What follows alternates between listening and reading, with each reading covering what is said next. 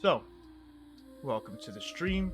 Welcome to the adventure, my players. I appreciate everyone making the time, the effort, and the commitment to this game, this brand new adventure. You have all experienced my DM style and have chosen to come back for more pain. Um, so, with that being said, this is a brand new homebrew adventure set in our homebrew world that we've been building on for almost over a decade now. I think we just hit a decade. But this takes place in a new environment, a new region of the world we have never explored. Um, some things to bring up before we get started. This is a four session adventure. I did try to confine it to three, but it was just not possible. Four is actually a perfect sweet spot I have found so far, but we will figure it out a bit more. Our adventures are starting at 10th level. After each adventure, they will gain a level that will cap at 12th, which will lead to our final confrontation. And with that, I think that's all we need to get started with. I think we're gonna introduce our players now before we get into the meat of the game. So, starting out with Croven, if you could introduce your character, your name, your race, your class, anything you want the group to sort of not only know about you but just understand your character. Now's your chance. So. Okay, so name's Croven. Um, I am the new race, Drothkai, which is basically crocodiles. Um, I am a barbarian slash fighter, 8 levels in barbarian, 2 levels in fighter. Backstory is as a youngin or a young crocodile, he was saved by a human druid from a actual um, Yuan-ti, we can say Yuan-ti sacrifice pillar. And so ever since he was traveling with his druid companion, but his druid companion went missing. So that's why he's on his adventures to try to find where the rest of these Yantis are or whatever they are, so he can keep stopping these sacrifices that are happening around the world. So yeah, and also he Okay. talks with a bit of a chuff. So just be prepared for that. Hmm. Okay. I don't know what a chuff is. Hmm. That's a chuff. Ah. Okay. Cool. So that is Croven, our first player. If we can now jump to Belvedere, if you want to do the same name, your character, just give us everything you got. Okay, cool. Yeah, my character's name is Belvedere Briarsong. He is a human wizard, blade singing wizard at that. Um, Not nobody really knows why he's on the ship. He he kind of came on claiming to be a historian from the House Briarsong, but everyone he talks to from the port, they had no idea who that is. But his just charisma just kept him going, and he's just on the ship claiming to want to study history. And you are how many? You're full wizard. Full wizard. Okay. Cool. Our first wizard of any adventure, any campaign. I love it. I'm happy. He is my favorite child now, so you all Huh? can kiss his feet. I feel like Um, I feel abused because never mind. I'll leave it alone. well, let's see if he has perfect attendance, unlike someone else. So, with that being said, let's join Aelfer. If you want to do the same, introduce yourself. Sure. Elifer is a half elf, half drow, circle of the Wiccan druid. He was a, hermit, and the only other person he really knew after kind of going to the woods and escaping the drow, because he was, he's a half breed. They didn't really like him. He didn't really like them. So he just kind of struck out on his own. He found a wizard friend who kind of taught him the circle of the Wiccan, and he just died. And so now he was kind of sent out to go into the world and just see what was out there. And I guess he was on this ship just taking a trip when it I guess, crashed onto this island or whatever. Okay. So that's how we got here. He's not really used to being around people. Okay. What was your character's name again? Alafir. Aleph here. So we have a half-drow druid. Also, with that, I do believe your brother is a adventuring patron Yeah, of his ours. half brother was Alabor. Okay. Their dad is a wandering bard who kind of strew his seed quite a few places. So there's a couple brothers floating around, half brothers floating around. Okay. And with that, let us go with Octavio. Do you want to introduce yourself? All right. Octavio is a dandy. He's a man with raven hair, glasses, spectacles, kind of wearing an overcoat. He is a bard, kind of a bookworm. You kind of see him always kind of thumbing through a book, lazily, eyes to the sky, just seems bored often. His backstory is that he's actually a pretty renowned playwright and poet and novelist, but he hasn't quite written anything lately. He's been kind of stuck and kind of a victim of his own success. So he is out in the world seeking inspiration for his next big work, something that'll really cement his name into the history books. What's that like? It's like above 3 viewers, right? He's got some contracts. He's got some fans here and there. High society people, So he's known of with people of money at least. at least with some people of money, yeah. Okay. But I mean, he does sell some like short story novels and penny, like the penny books. So like, even the like middle class would maybe know some of his books. Okay. Though it has been a while. Yeah. All right. Is he human? He's human. He is accompanied by a massive black owl. Her name is Pandora, and you might see her flying throughout the skies, maybe catching mice around the ship, that sort of thing. That's his familiar. Okay. So we do have one more player that will be joining us in general for the adventure.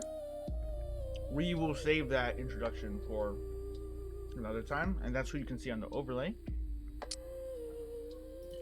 For now, you all are our adventuring party. And with that, we are going to begin.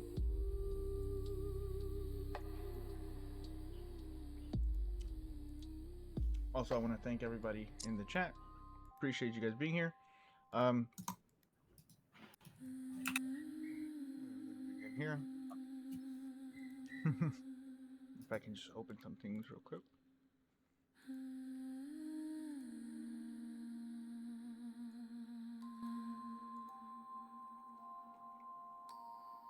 Bear with me, so many tabs.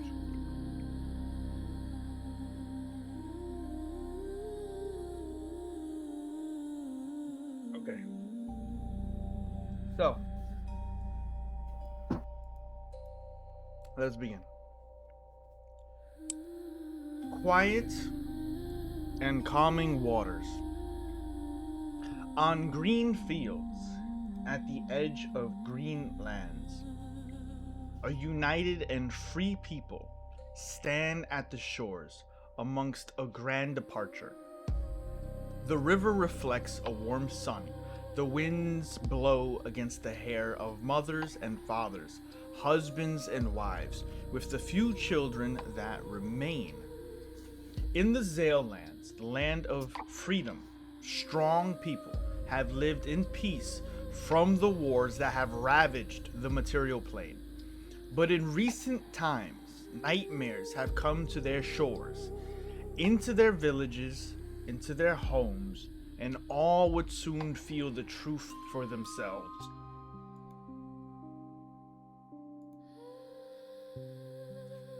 Whatever came in the past few months has done so before. Similar accounts have persisted in stories and tales the elders once used to keep children in beds and close to home. Elders collected the stories from across all of the Zaillands and used them to entertain, inspire, teach, and warn. One story in particular used to tell of a time before the Dawn Wars, of great and terrible serpent empires, legions upon legions of ships that darkened the horizon and for a time the world.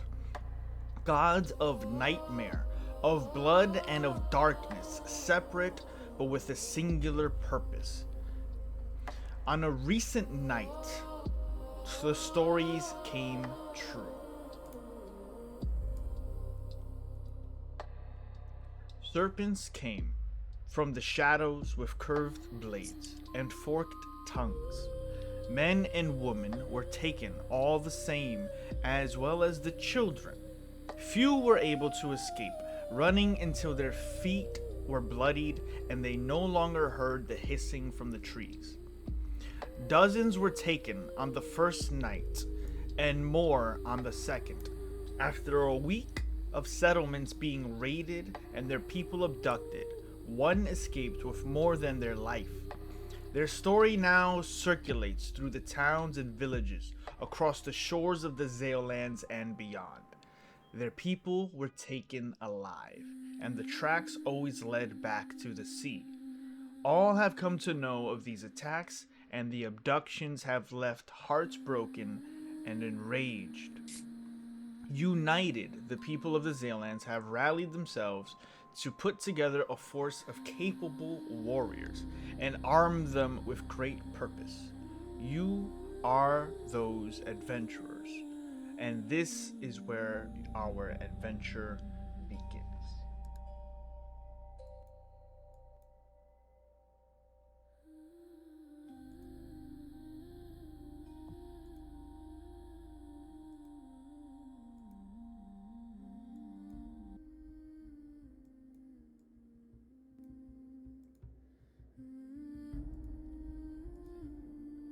All to the next page.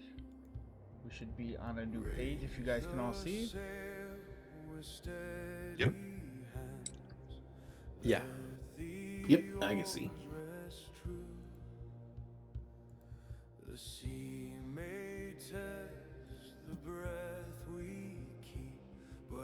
The Zaillands is a country, a continent that has been neutral and peaceful since anyone can remember. A strong people stand united, and they have hired you either through favor, payment, or your own choice to seek a new adventure. For whatever reason, you have traveled to the Zaillands by boat, through magical means, but in this moment of need, all of you have chosen to answer a call. With that, you all stand on the shore of a departure. Over the last couple of weeks, you have been given the freedom to move around the towns, ask questions, and on this final day, the ship is loaded with food, water, provisions, weapons, and the goodwill of the Zaillanders. This is where your adventure begins. You have all met each other for the last week or so. You have all become familiar with one another, and you have understood the context of the mission.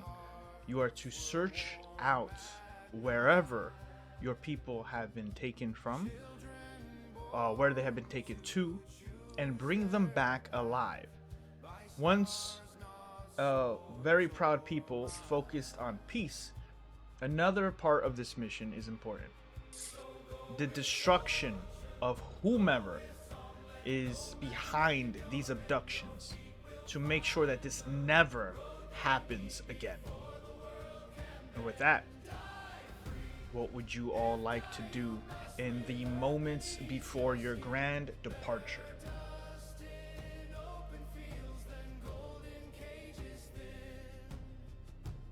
Look for a torch. There are many torches at your disposal. You all here have an opportunity to first discuss what are the provisions and things you would 100% make sure that you have. You can all guarantee one thing right now, whether that be a bandolier of javelins, extra arrows, shovels, torches, sleeping bags. Definitively decide for each one of you what's the one thing you want to make sure you have on this adventure. Potion. Potion? Healing potion. If there's one thing that's not a bad thing.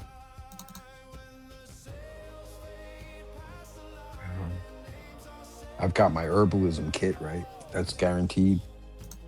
So like an additional thing, or Yeah. I've got paper and my books and ink and my quill. I think I'm set. Yeah. Where are we currently? Are we in the town square? Are we... You are on the shore of a river that travels between many different villages and towns in the Zealands. You are at what is a massive trade sort of like intersection fork.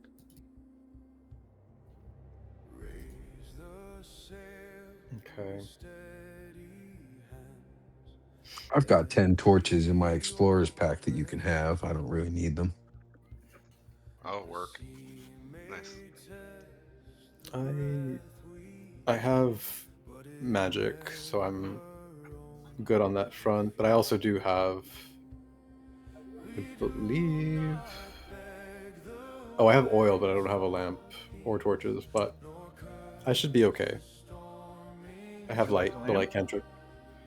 And Sure. just in case. Just in case I can't cast light. Yeah. Why not? Hey. Yeah, Yeah, you never know, maybe. A great man once said, always bring a gift. And in other situations, bring a lamp. Yeah. I'll take a lamp. Okay. So, while you're all gathered, while you're talking with one another, you can see that there is a lot of emotion behind this quest from the people here. But very specifically, without having to roll any additional insight or anything like that, there are rumors, and you can almost see it on the faces of them, that the elders, the old folk of the Zealands, know more about these abductions than they've been letting on. As such, if you guys are interested, there is an opportunity to delve a little bit deeper, if you wish. Yeah, absolutely. Ooh, I feel like our bard should do bard things.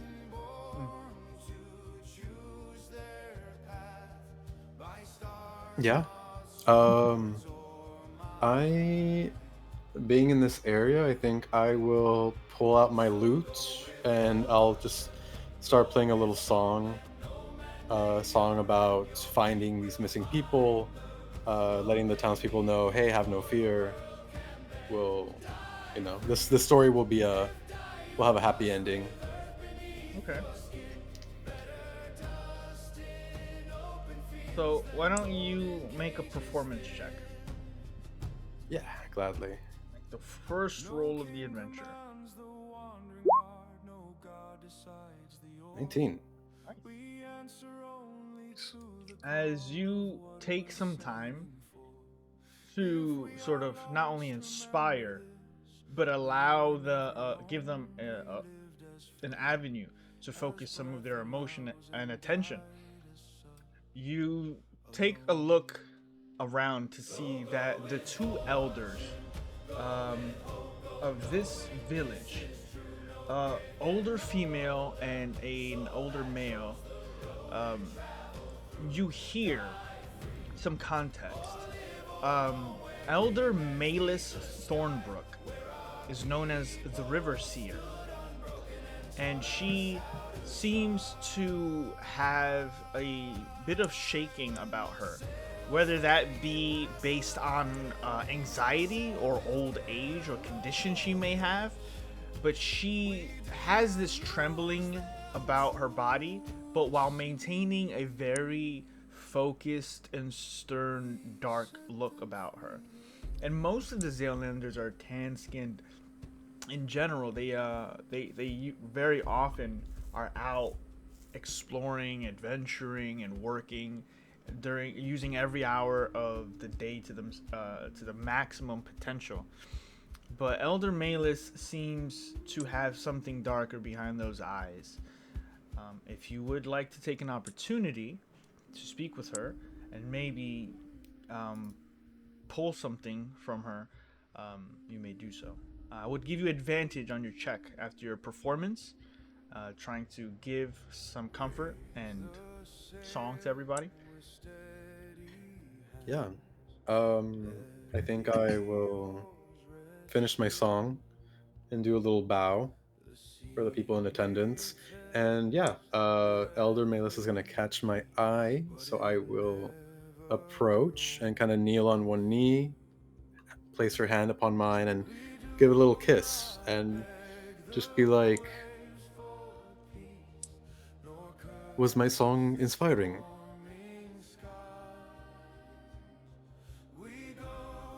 It was a tale I have not heard of. Songs of the future. A dark and unpredictable undertaking. Has something like this happened before? With that, make a persuasion check. I'll give you advantage based on your performance. Ooh, maybe I'll need it. 15. DC was 14. Oh, okay.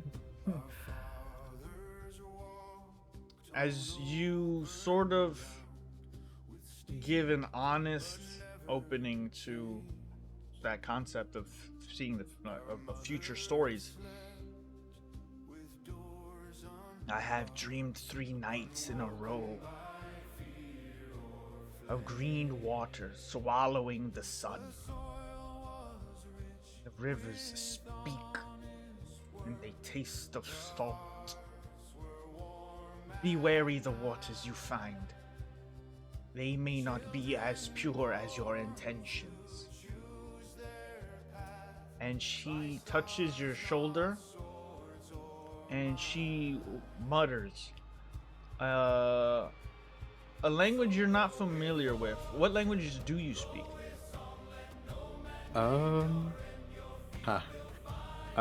Common and Infernal. It is not a language you're familiar with, but it is a language, as a bard, that you have sort of heard before. Is usually it's definitely from some of those giant portrayals you've had in some of your stories. You know a little bit about giant because it is a language that is very interesting to a lot of the young adventurers, talking about beating giants and slaying them and dragons and other such. You don't understand exactly what she says, but it is giant, and she bestows upon you a boon. You now have the boon of the River Seer. You can cast Purify Food and Drink. Those who partake during the next short rest, gain 1d4 on their next attack roll, ability check, or saving throw when they partake in your casting of that spell. Okay. Just their first one, right? The first one they do after they partake? Yes, I'm going to give that to you right now. Oh, You should perfect. be able to see that. The stream may not be able to see it as clearly as you all, but this is a boon you've obtained from her. So you may now cast that spell at least once, and those who partake in it will gain those benefits. Okay. Purify food and drink. Everyone who partakes gets a d4 on their next ability check, saving throw, or attack roll. Okay. Is there anything more you can tell me, my lady? Some stories are not for my lips to repeat. The cycle repeats. I hope you can break it. And she kind of solemnly backs away into the crowd. Octavia will stand up, back on his 2 feet, and you said she touched his shoulder, right? Yeah. He's gonna kind of look at his shoulder in disgust and kind of cast a little prestidigitation where she touched him. And be like, ugh, disgusting. And then walk away. Where is everybody? I don't know. What is everyone else up to? Zitro hangs back and observes. He's not used to being in crowds and dealing with all these people. He's humans he doesn't really care for, so he's basically just swimming around the boat waiting for everybody to leave. Okay. I feel like Belvedere would have been kind of close by because he would have wanted to overhear kind of the conversation that was going on.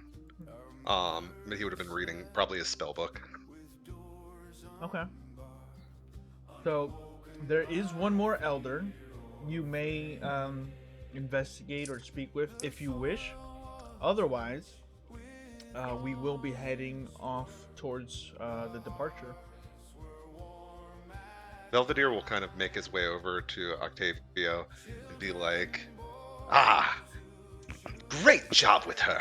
Really great work. I cannot say I'm so good with my tongue, but I'm glad to have someone who has some common sense. How much of that did you hear? A fair bit. Just not what she whispered into your ear as you walked by. Some gibberish and giant. But before that, she mentioned she had a dream, a recurring one, the last 3 days. Green waters swallowing the sun. Be wary of the waters you find. They may not be as pure as your intentions, or something like that. And what do you make of that, wizard? Well, it's never good when someone has a continuous dream. It never really tends to work out for the people that they dream about.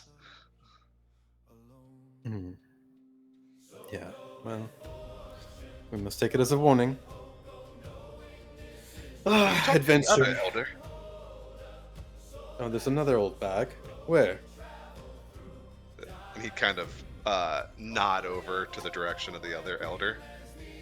The male is known as Elder Thalin Duskwood, Keeper of Tales. He is rumored to know every tale and song ever sang in the Zeolands. He's very tan, dark, almost very stern looking, but it seems focused on the events here. It's hard to read much more, but it seems like the elders do have something they're holding back.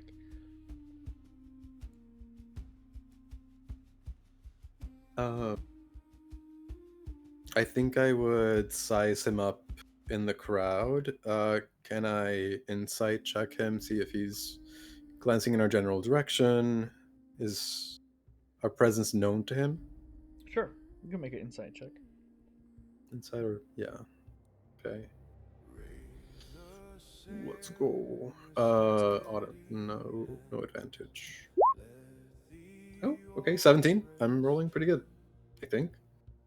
He's definitely aware of your presence, and he is very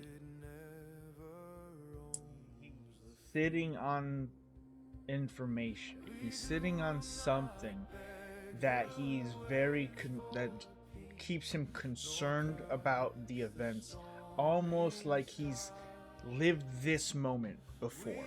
Like almost everything you're all doing here, he's it's just it's part of some grand design that he has some insight on. Okay. Do I clock him as a storyteller, as a bard of sorts? Do I clock that? No. Not in the regard that you are, or from the places you've been. The Zealanders live much simpler lives, not any less heroic than any of the heroes you've heard of. Some famous heroes come from this country, but from your time here, there's not a big sense of entertainment like culture other than campfire stories. Okay. Well, I will approach him regardless, and as I approach, I will introduce myself. Little bow, little curtsy. Octavio, at your service. He nods in agreement of your approach, but not much else. You look like you have something on your mind, on the tip of your tongue?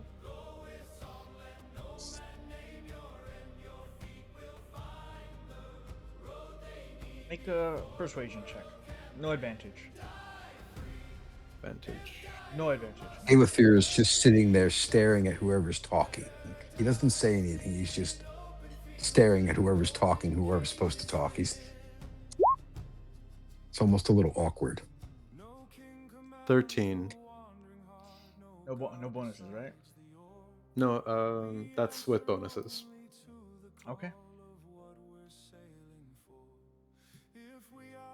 He looks at you like he's almost annoyed to get to this point, and then his mouth opens.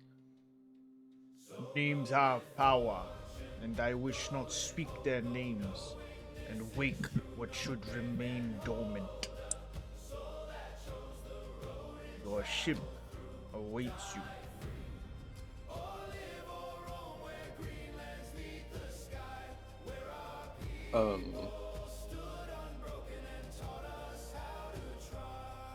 Fine. Keep your secrets, and I'll kind of like turn around and walk away indignantly.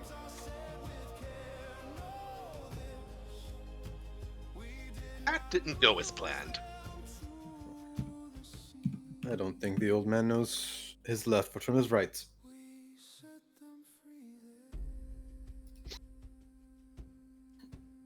So, I'm bored. Should we get going? ding, ding, ding, ding, as you hear the bells on the ship start to Seems to be time. Yeah. So, as the bells start to ring, and you all have gathered your things, you start to climb aboard. Now, the ship is called the Bjornvik. And the Bjornvik is a sturdy Zealand fishing vessel, built more for endurance than speed. Its thick oak hull is reinforced with iron bands to withstand brutal northern waters, and it is wide. It has a wide belly, allowing to haul enormous nets and for heavy catches. But as it has been sort of reappropriated for you all in this adventure, there is much more space for what is the crew and all of you here. The captain is Captain Dagny. She is a broad-shouldered Zealander with wind-burned skin, braided dark hair, streaked with early gray hairs. She has sharp blue eyes and is constantly studying the horizon before someone from the ship calls to her to that everything is ready, everyone's aboard, and it's time to set off.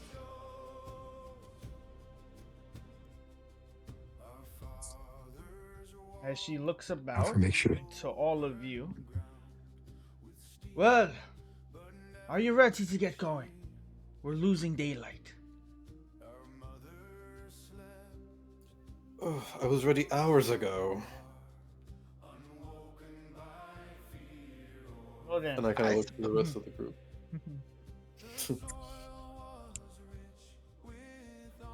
I ready. suppose if we're done here, let's move it along.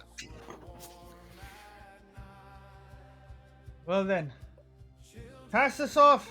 Let's get going. We've got things to do, people to find, and the watchers are not going to make it easier. As the bells continue to blast off, the ropes are cut. You can hear the sound of them scraping against the wood. You can see the crowd of people dense. You can see the tears in their eyes. You can see their best wishes. And the ship turns through the waters from this village, this post that everyone has gathered from, towards other forks in the rivers. You pass many villages where kids start to run across the shoreline. Far off, you see what looks to be massive giants lumbering about on their own paths, on their own adventures. A common sight in the Zealands, as giants here live very peacefully with other folk here. You will eventually find your ship and crew bound towards open waters and the sea. And the closest sea to the Zealands is a very famous one, very dangerous and difficult to navigate. But hopefully, in the wee early hours of the day, you may buy yourself some grace as you head towards the Kraken Sea.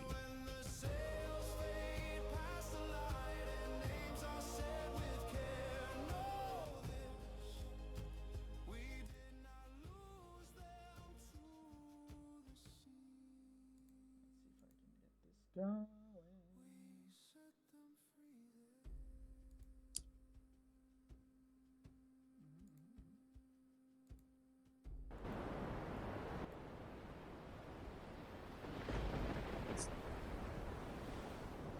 Thing about traveling, even in the early days, the Kraken Sea is an unhospitable and dangerous environment, as none of you have ever surely here. Krakens don't exist. So, as you set sail,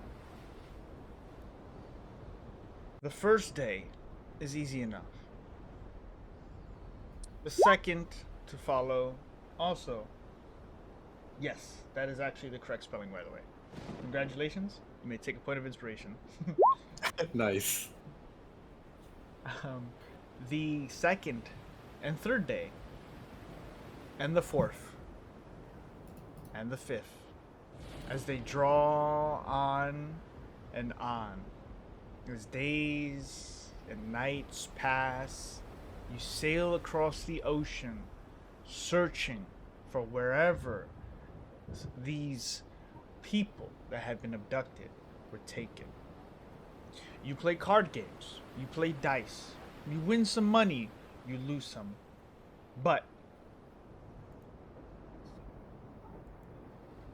the thing about looking for danger is that you may find it when you least expect it.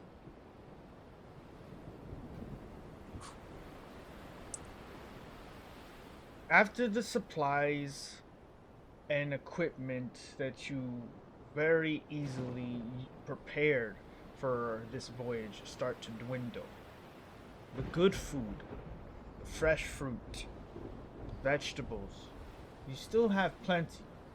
But as you search for a week with no real luck on where you should be going or what you should be finding, the captain immediately starts to cut the rations on the good, fresh food, and starts making sure that you have enough supplies for what could be a longer journey. You're heading towards... Every night before we take a rest, I make good berries. Counterspell. Mm-hmm. The DM hates monks, druids, and good berries. No, I'm just kidding. It's fine. You're heading towards... It's okay. You're heading towards a deeper blue every day. Graying clouds form in the thundering horizon.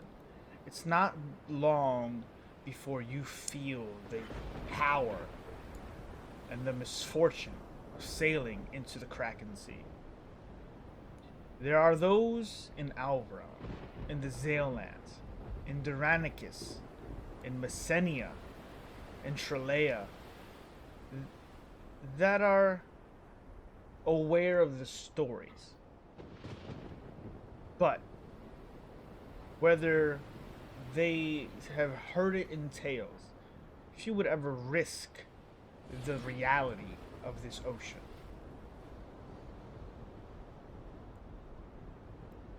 It is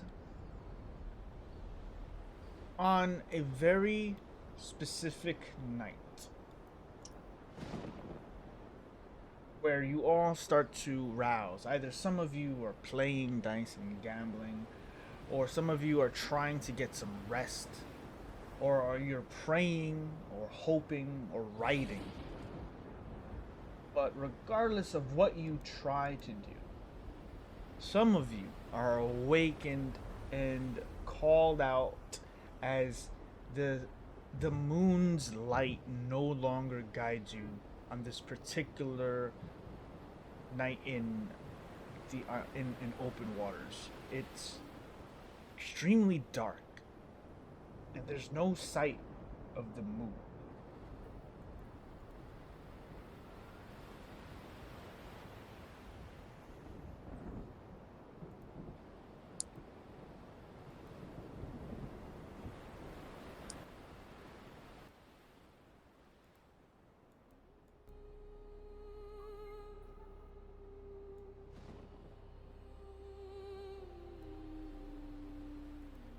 As you are all one by one roused at some point to the deck of the ship, there is something in the sky. It is almost as bright as the moon should be, but it is glowing green. It is where the moon ought to be. But it can't be the moon, because not only does it glow green in the night sky, but there's two of them.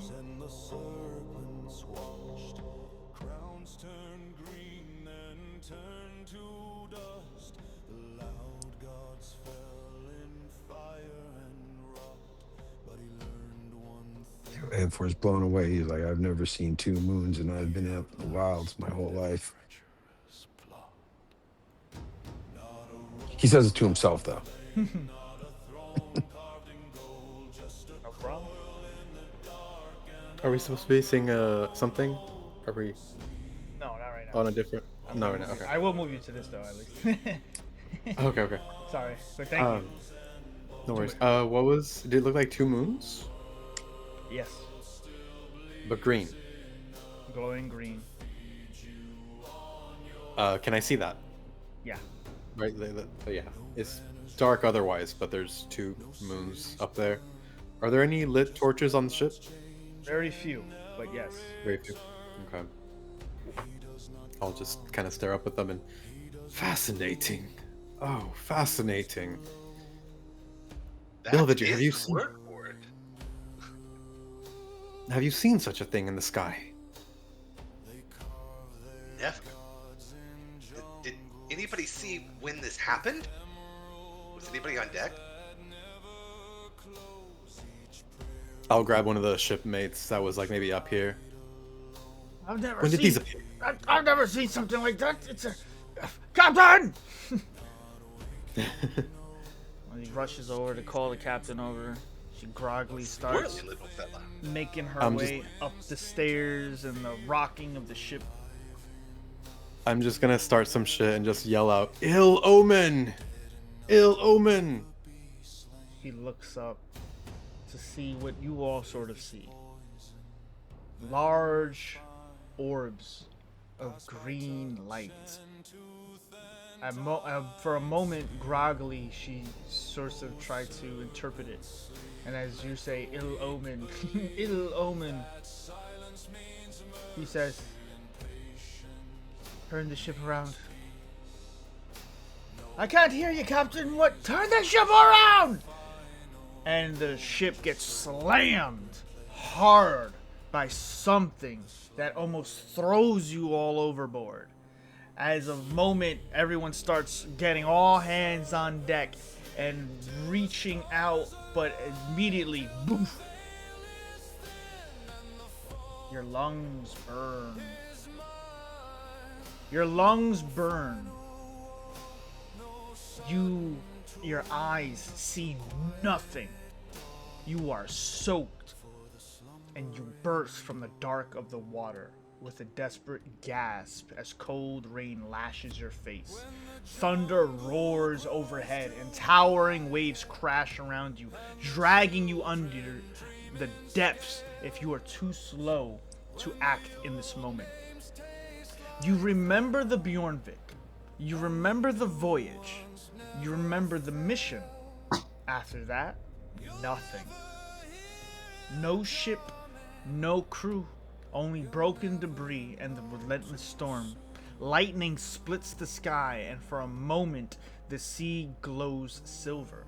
In that flash, you see it. Land. A dark jungle rising beyond a narrow strip of beach.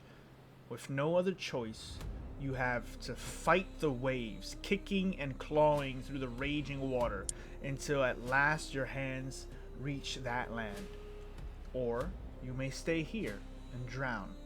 The choice is yours. What would you all like to do? Is there any wreckage? Anything like any wood that we can use as like not a raft, but to hold ourselves up, like a buoy ourselves up? Make a perception check.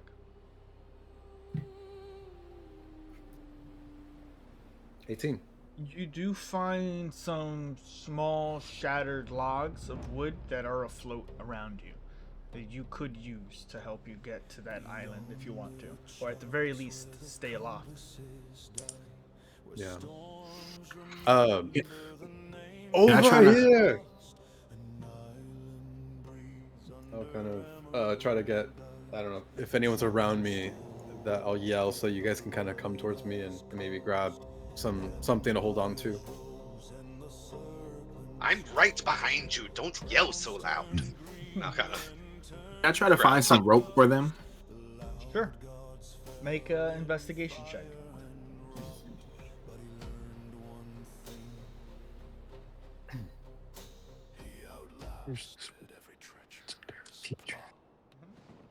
You sink down and search with your dark vision and your amphibious-like talents, and you see what looks to be a long stretch of rope slowly sinking down into the water.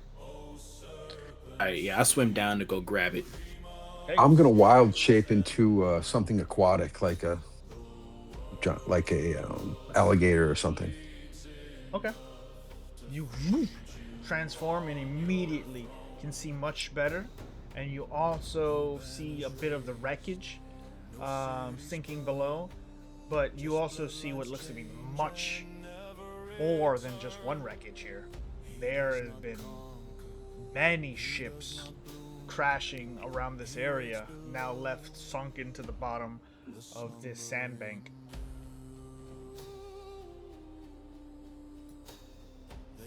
Can I see Croven at all? Trying to get the rope and help these guys out. I could help him. Yeah, you see him swimming fast and agile, with his body now with a rope dangling about 60 feet behind him. I'll slowly emerge to the water where the rest of everybody is. Just sort of like slightly scare them just to have some fun. So it's like it's just my snout that just comes out. Oh, And it turn. Sorry. Here, God, take this. thank you. I can pull y'all to shore. oh, that would be much appreciated. Thank you. What good service we have out here, Belvedere. Yes, 5 stars. I can tell these humans are going to be annoying. Aylmer doesn't say anything. He just grabs the rope. He's like, "Rrr," just growl like whatever crocodiles do. They just kind of like, "Rrr," and then he grabs the rope and he starts pulling. So the two amphibian adventurers help the humans get to land. As you make your way and touch sand, you feel, as you drag yourselves onto shore, the coughing up of the seawater, the gasping for air beneath the storm. You see before you what looks to be a vast jungle island. You see just darkness and a stormy night. What is difficult is that there are no other survivors in your immediate vicinity. No one else has made it to shore.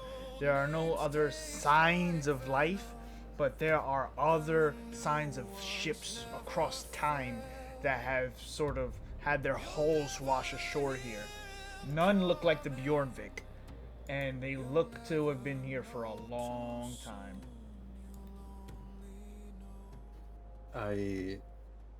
Octavio gets out to the sand, feet under the sand. He starts taking off his coat, and he just looks around. He goes, "Oh, marvelous! The adventure begins." Isn't Well, this exciting? one of us has gone mad. Oh, and I was getting so bored. So, as you're on the shore, have some options here.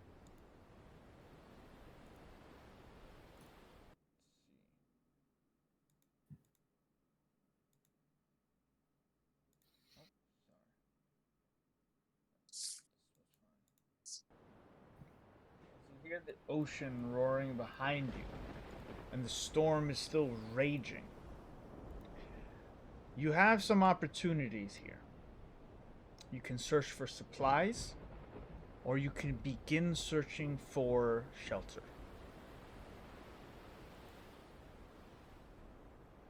Kind of a little both, right? Kind of. But if you would like Yeah. to search for supplies now, Well, supplies like meaning things we can get from the ship that just crashed, or general. like freshwater inland. Because if we're searching freshwater inland, you know what I mean, that we could also find a cave or something, you know. More specific to the immediate area, is there anything you would like to sort of search for before looking for shelter. Someone's gotta die today. Someone's got Pew. that day. Got the final say. Please don't make me do this. Don't make me do this. Oh damn! Everybody's getting called. All right. So yes. So at the moment, just to make it a bit more mechanical, you guys may search for supplies here in this vicinity, or you may move onward to looking for shelter, whether that be wherever you look. But those are like, you know, if you want to do the supply thing now, you can, or we can move on from here. I would like to look for supplies. Okay. Yeah, search the area first. So, as your priority is survival at the moment, there's wreckage scattered along the shore that may contain supplies from the Bjornvik or other ships around here. Each player here may make an attempt to scavenge the wreckage. So I would like, let's see, whoever wants to do it for either the group, or if someone wants to do it individually looking for something specific, we can make you can make your choice of a group investigation check, or one of you can just do that looking for one thing specifically. So, sorry, Octavio is going to summon his familiar from out of his coat. It'll just appear. And Pandora is this black eagle. She's got dark vision. She can fly. I would send her out to scout for things if I can, Okay. So and maybe give the help action to somebody. yeah.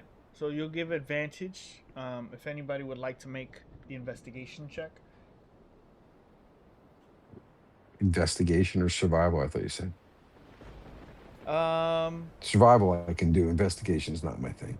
Investigation is more of like trying to search like through the debris for something useful, whereas survival would be more like looking through the actual jungle itself for things useful. This is more of like looking through all the debris from all of the ships that may have crashed here over the ages. I have proficiency in. I have a +6 for investigation. I don't know if anyone has a higher modifier. Definitely don't. So why don't you give me investigation and make it with advantage? I can give you guidance.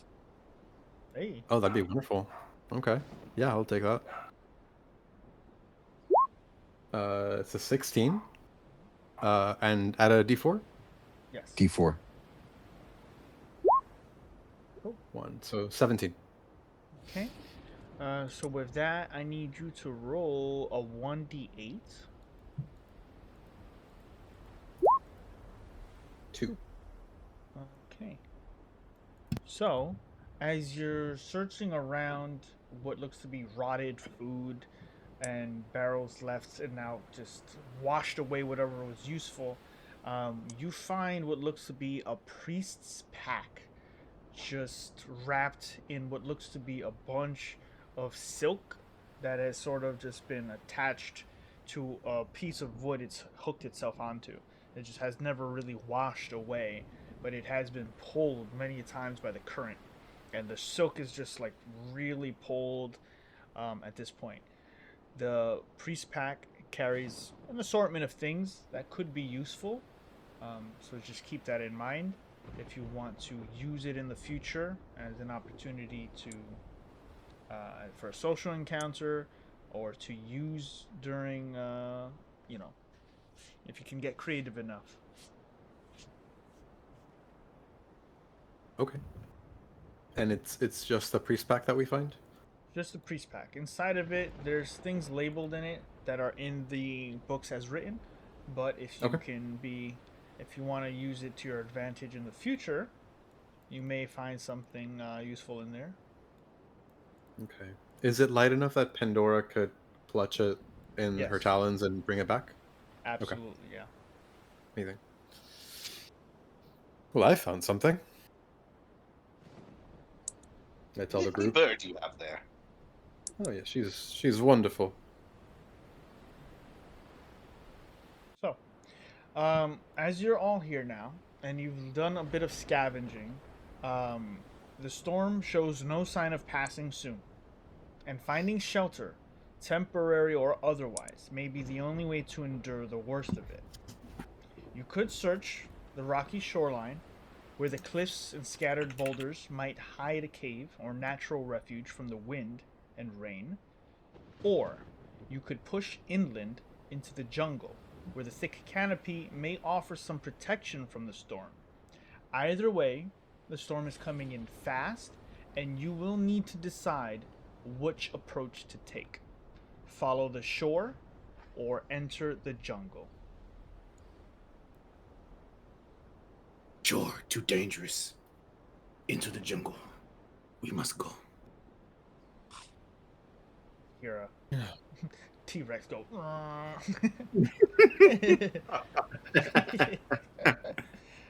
That's not canon yet.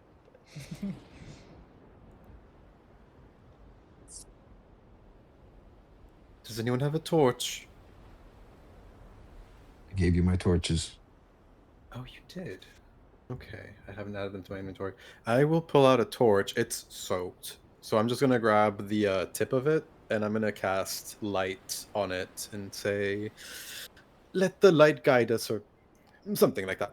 And It in that instant, I'll cover the top part of the torch. No light. not all of us can see in the dark. You see. I get the rope that we pulled us in, and I tie it around my waist, and I say, "Hold on, tight." Well, that's going to be terrifying. blind toddlers. I have produced flame if we need it, so I mean I can give you a spark if we're desperate. Keep your torch ready. Keep it dry. Let's try it this way for now. I kind of sigh and look at Belvedere. And I kind of just start walking into the jungle with Provic. How tall is everybody, real quick? I'm almost 6 foot. I'm big for a half elf. Yeah, Belvedere's 6 foot even. Okay. So I'm still tall. I'm pretty massive because I'm like 6'8". Okay. And I'm like wide. I am big. I am massive. Octavio is maybe 5'10", lanky. Yeah. And I say, this island we don't know. Friend, foe, dangers. Light attracts enemies. Crawl through the dark. Stay close. Survive as best we can. I'm going to ruin my boots. Oh, they're already ruined. Yeah, if you in the water. Alibor's just staring at you because he's got this ratty cloak that looks like it's been slept in for like 9 years. So he just looks at you. He's like, "Yo, whatever, man." Like, I don't even know what you're talking about.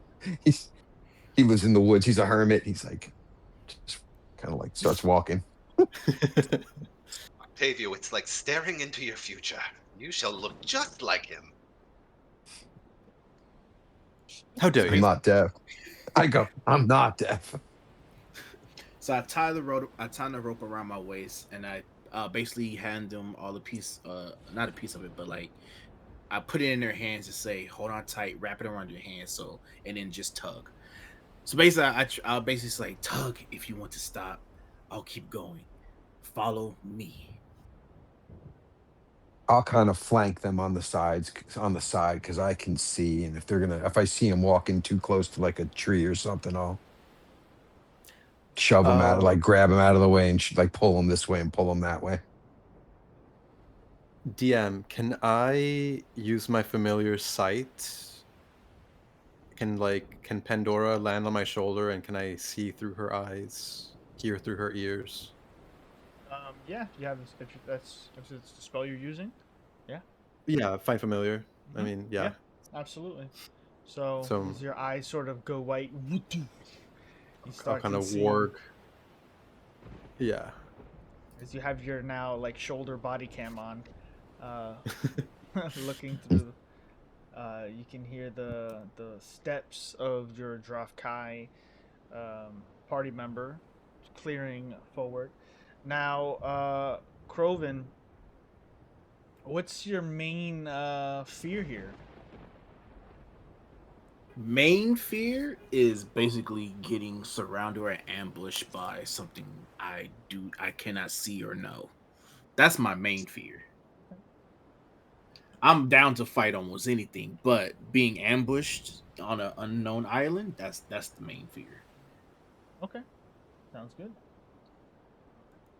So, as we commit to entering the jungle, let us continue this adventure.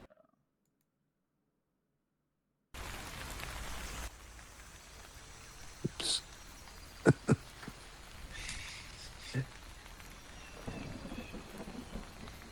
Welcome. Also, let me see if I can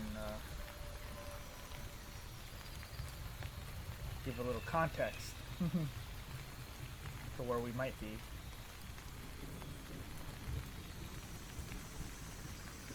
To where we are. I think you guys can see that, right? It's like a jungle Oh, yeah. path. Yo.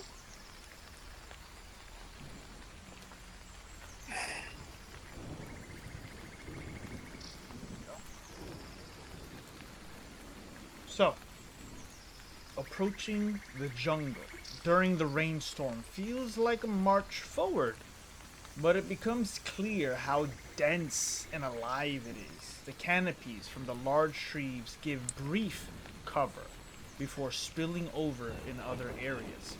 The darkness is almost eternal, save for the flashing of lightning that illuminates a hidden world on this island. As you march forward, the mud starts to make travel difficult at best. While you feel like you're making progress, you also start to feel something else. Multiple presences, sounds of monkeys and birds, and some you have never heard before. Welcome to the island. As we try to make our way through different regions of the island, you will be undergoing skill challenges, not only to get you through it, but to see the sort of difficulties and locations you may encounter. So, as we begin, while moving inland, the jungle, mud, and rain not only try to regulate your pace, it threatens to impede your movement and senses. This is the beginning of our first challenge, and as um, those who may not be familiar with them, I'll just reiterate how I do skill challenges. You, as a group, may choose to roll together, affecting the DC accordingly, or one of you may roll for the group, not only taking on the responsibility, but most of the risk involved. This gives you guys an opportunity to spread out possible disadvantages and debilitating encounters, or put the burden on one person who wishes to take the brunt of a risk. So, as you guys are trying to make it through this march, this slog, you all may make a choice. A group or individual may make a survival, athletics, or acrobatics check to sort of get you through this first part of your journey through the jungle. I've got a high survival, +7, and I can cast guidance. That's what I've got to I got offer. +9 to survival. Then I'll give you guidance. Hey. Nice. So it's at least 10. Watch me roll so low. It could happen. I'm not going to hold it against you much. All right. So you want me to just roll, or you want to roll as a group? You can go. Okay. You can I Make think a, that's I the give you way. guidance. so make a You survival got at check. least plus 10. 23. Ooh, very nice. Let me just roll that guidance anyway. As Is well. it a D4? Yeah. Yeah. So 26. Nice. You So- barely make it. You find that the environment is almost to your sort of your ideal hunting scenario. It's Reminds me of raining, home. it's dark, anything can creep out. You sort of look left, look right, sniff the air, jump across some of the mud onto some solid terrain. Forget every now and then you're pulling humans behind you. As you can see clearly in the dark, you keep pulling at the rope consistently. But at the very least, all of you find yourselves avoiding what look to be heavy mud, mud-soaked floors, protecting your precious boots. But more importantly, you find yourselves not slowed down. So, congratulations. What's something that you actually think would have like your character would have been doing to overcome this? Basically looking for different footholds that seem not muddy, because I know me, I don't care about mud, but looking out for like the rest of the party, easy places to put their feet even though that it's raining. So I'm looking for not like dirt patches, but like basically where I can step on like A stones. little bit of So stone basically and that's what I'm gravel. looking for. Yeah, Yeah. stone and gravel will be more better suited footing. And also too, if there's like other branches that are sort of leaning, so like we can sort of use that to sort of pull us up to give us some support, also stuff like that. So basically natural footing, and then sometimes some leaves or branches that we can use to pull ourselves forward to give us more of a momentum going up or forward. Okay, cool. So, as you press deeper into the jungle, the path ahead begins to feel a bit guided. Vines hang too neatly across your route. Bones and broken branches lie just slightly out of place.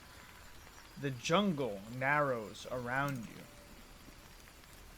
I would need the group or an individual to make a perception, survival, or investigation check. I got +9 again for everything. So perception, survival, or investigation is the only one I don't have +9 for. That one's just straight 0.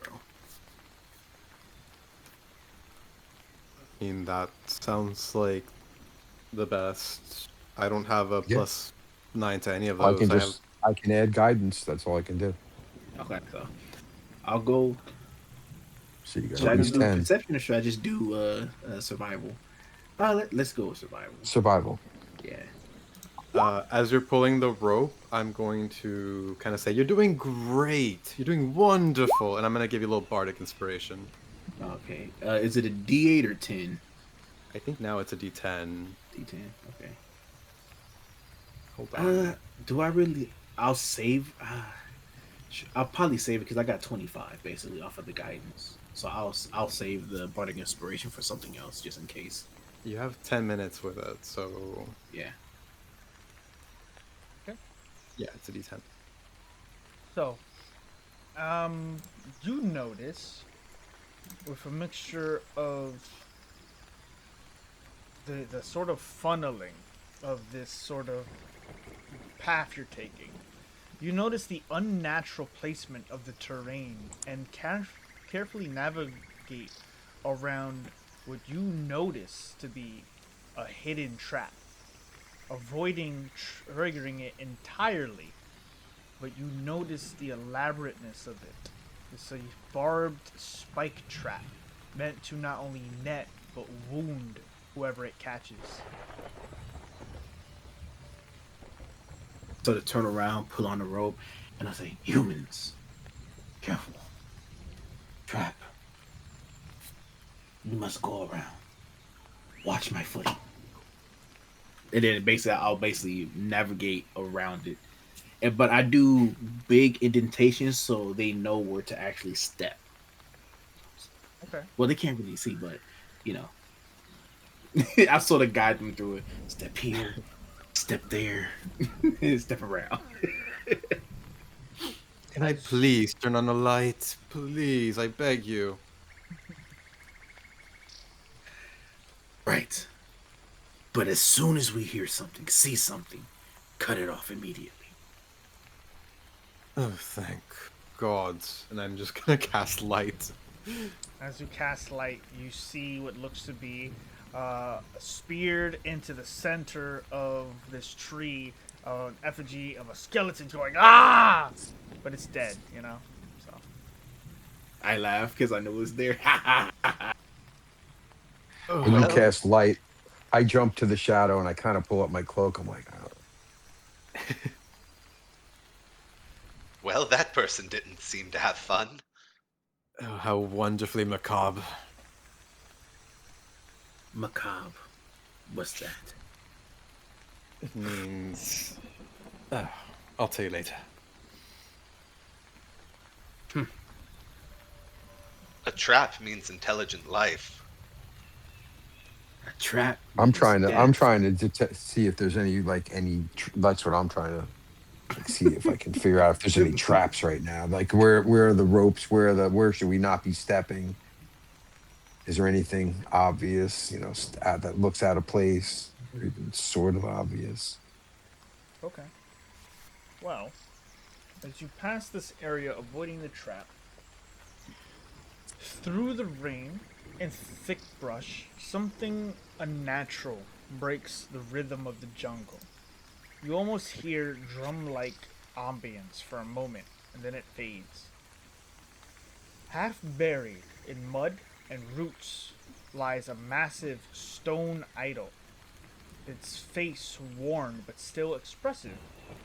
You see long ears, a wide grin, and exaggerated features that mark what looks to be an ancient but somewhat playful depiction of something. But it has been defaced. Thick red paint, but also something darker, has smeared across its eyes and mouth. Symbols carved over it clash with its original design, twisting it into something mockingly. At the moment, if you guys wish, you may use your choice of religion, arcana, or history. I'm proficient in Arcana. I have a plus Yeah, 9. I'm out of this one, fellas. I have a plus I've got a 10. +5 in Arcana. Oh, you have a plus 10? Nice. Yeah. Do you want to roll together? You can roll. I'll give you guidance. Yeah. Well, that's great. I was wondering if Belvedere want to roll Arcana with me. Like we roll together? We're gonna hold hands. Yeah. Yeah, the DM's cool with that. You want to what? Oh, So we're- elsewhere it says, we're both- good luck. Sure you won't get killed outright. So you want to do what together? Roll together Arcana. Both of you? You may do so. Yeah. I'll allow it. And Ooh. oh, I didn't mean to. That was not with advantage, so 11 for me. But I have guidance, or Belvedere has guidance. He'll have I think it was me. he'll have to choose. Choose now, or forever hold your peace. Aelfer, Yep. who would you like to have given guidance? Both of them chose to roll. Did anybody come close?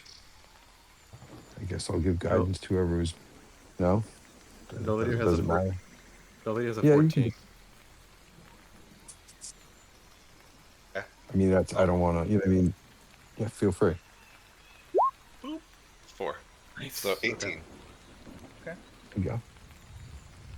So, Belvedere, You recognize the idol as a depiction of Ubtao, a god of trickery, altered and repurposed. The interesting thing is the idol already had a silly face of a cat-like figure before it was defaced. Unfortunately, Octavio, as you look too close to the idol and trying to get the light in the right places to focus in on it, some way, somehow, you disturb the idol. You feel laughter start to settle in, and it continues to boil up into your stomach. You laugh a little bit, small, small at first, and then every now and then you just feel like you have a funny joke to tell, whether you know the joke or not. But every now and then you feel a sense of humor sort of strike you. You also take 6 points of psychic damage. Okay. Currently, yes. So currently, you laugh periodically at random times. Okay. Get yourself together. Oh, but it's so funny. Look at its little cat face. It's so silly. I walk over to him and I touch him and I hit remove curse. Make a nature check. A nature check.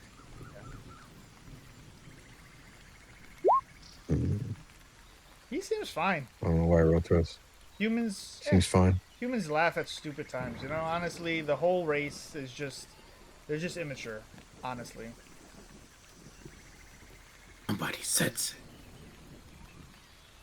Hold on, you all have to give me a moment to sketch this thing. It's so cute and it's so silly. Yeah, Aelfer, you have no concept that he has just been cursed. Fine. I have no experience. I just assumed it.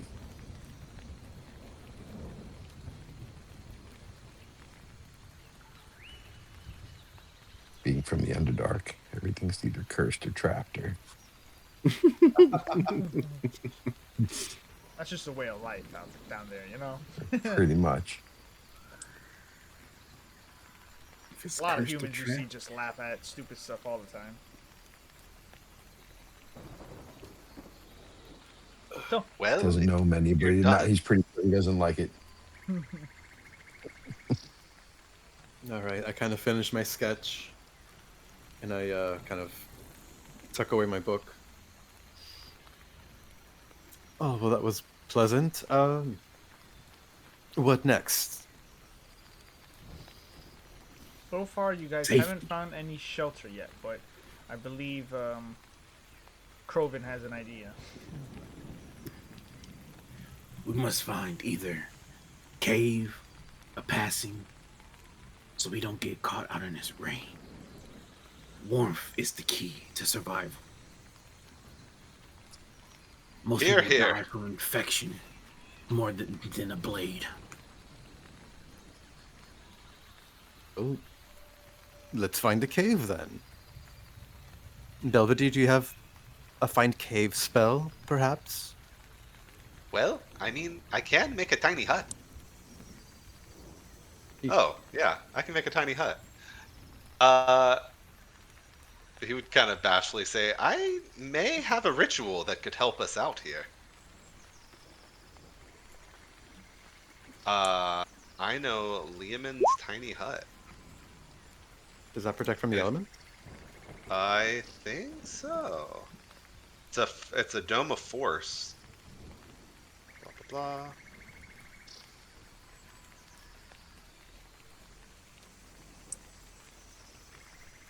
I sort of look at you for a moment, kind of glare at you,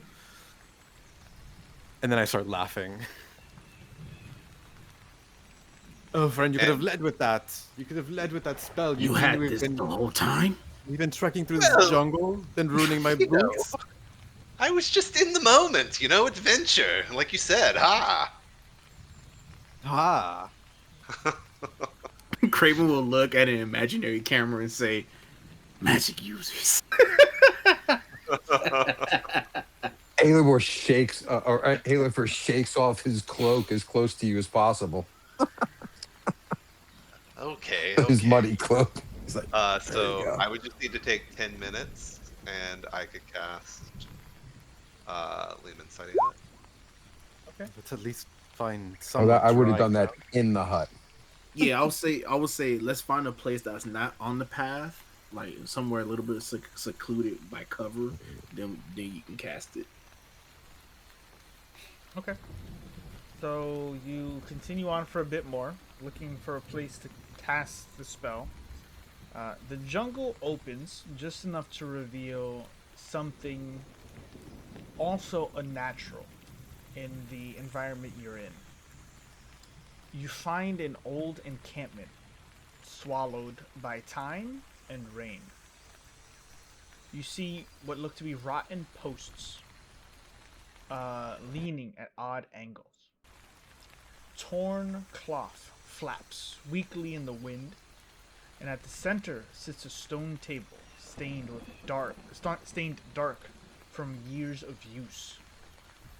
If anyone would like to, while you have stumbled upon this encampment, make an investigation, perception, or survival check, um, you may do so. Who's got the I'm gonna +9 to roll the survival? That's me. All right, here we go again. Oh, that was Assume a low guidance. roll. Assume guidance. Okay. 14. Do you Has it also been still 10 have minutes? the bardic? Yeah. I'd let you use it. Okay. All right, there we go. Nice. Wow. Hey. 22, so 24 altogether. You discover that this was not only an encampment used to hold prisoners, but find many signs of this. You see wooden cages, broken and left abandoned. You see chains and shackles still affixed to stone. You find clothes torn and discarded, even soaked in the rain. Specifically, you find a belt made from the leather of a creature well known in the Zealands for its leather. There is no mistaking that the belt you hold in your hands that you have found here was taken from someone who once lived in the Zealands. At some point, that individual made it to this encampment designed to hold prisoners. I turn around to the humans. Evidence. I give it to the wizard. Here. Additionally, on your successful navigation and of this investigation, as you have now discovered a story element of this island, you all gain a point of inspiration. Yay. Nice. Inspiration.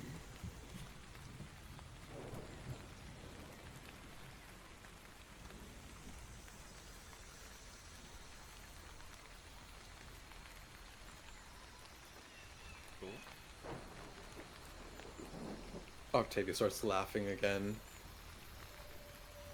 Will you stop that? Is this where we make camp? Yes. Clearing. We can see enemies coming. Hopefully. I'll kind of go to one of the wooden cages and touch one of the shackles and go, ooh, interesting. They kept people here, maybe? Yes. Evidence. As I give him the belt. Yes. Evidence.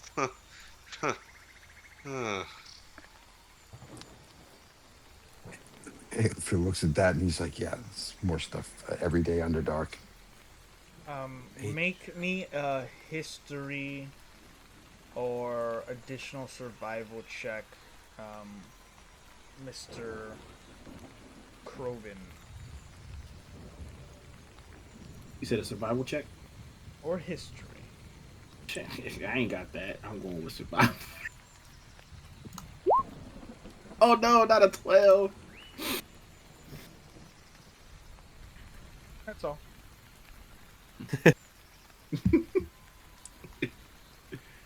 Miss it all. Okay.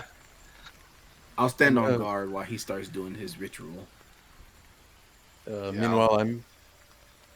Oh, go ahead. Oh no, I was just saying I'll start casting Lehman's tiny hut. I'm gonna pay close attention to you as you cast that. It's a ritual, right? It, Okay. Okay. So, I don't mean to distract you, but I'm going to want to learn how to do that. I'm sure we can come up with a financial arrangement. Indeed. so you cast a spell, and you dip into what is a secluded and free of the rain environment. As you all disappeared into the dome, can move through it freely and blah blah blah. What does it look like? So it Small space, I know that, right? Yeah, it's a 10-foot radius space, so we can have some room. I'm going to tint it on the outside, kind of like the same color as some of the leaves as we walked by, so just kind of that forest green. But inside you can still see out of it clearly. Nothing can pass in or out, and that's either spell or attack. Okay, cool. We leave this thing. We cannot come back in. You can leave freely, you just can't attack. So we're able to go in and out as we choose, but other creatures aren't allowed to come in. Oh, okay. I see. I see. It's a very interesting spell you have there. What do you mean? It's helped me in a couple pickles. Can we have some firewood? I would love a fire. Can they see fire out of this thing? Or is it obscured? I imagine it's obscured. It's obscured. Wonderful. Would there have been any wood in the area that may have been away from the elements, maybe, in this encampment? That we could use to maybe start a fire? Make a survival. I can produce flame. Oh, there you go. Can I pick up like is there chain still around, like just laying down on the ground, like just loose chain? Yep. Oh yes. I'll take one. I sort of want two, but I feel like I'm asking for too much. I'm going to take off my boots, and I'm going to cast Prestidigitation on them to clean them. Okay. And if that works well enough, I'll probably do the same with the rest of my clothing. Perfect. One by one, you clean everybody from the journey through the rain and the mud and all of the grime of the adventure so far. No, just me. Oh, just you. Okay. Just me. Grover already had a foot out. Oh. I just kind of pinch my nose at it and I look away from you. Okay. Grover remembers. Yes, you can sleep outside of the hut.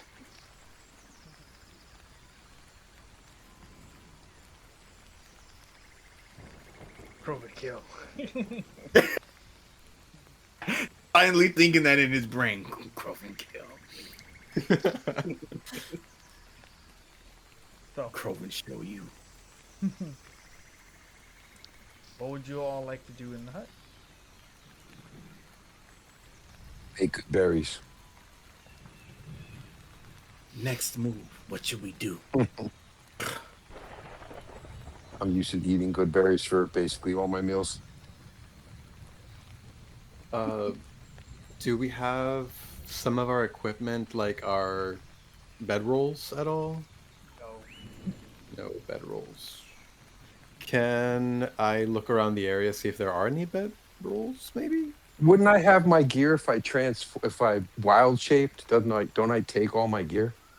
Take your gear, but you're not carrying a bedroll with you everywhere you go.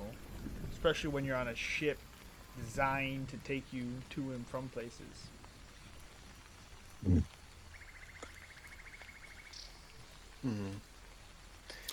So I guess none I of would this find gear a. is And useful. you're saying you're looking for bedrolls where? In the jungle or in your hut?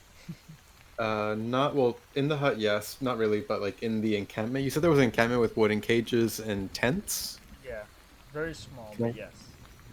Can I go through one of the tents and see if there's anything of use in there?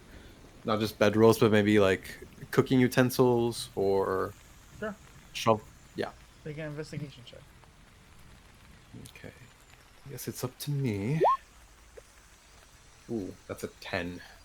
Start looking through, flipping soaked tents that have holes in them.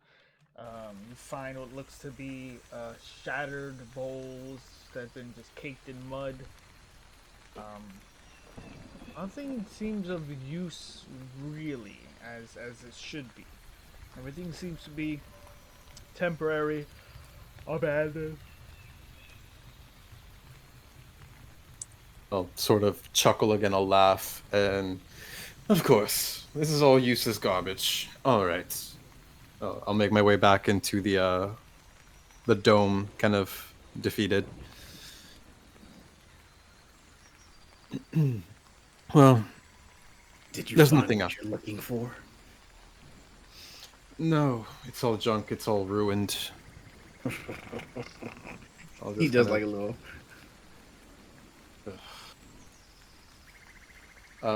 I'm gonna kind of lie down as comfortably as I can on the ground, and I'm gonna lazily cast a minor illusion of a ballerina, kind of like spinning in place.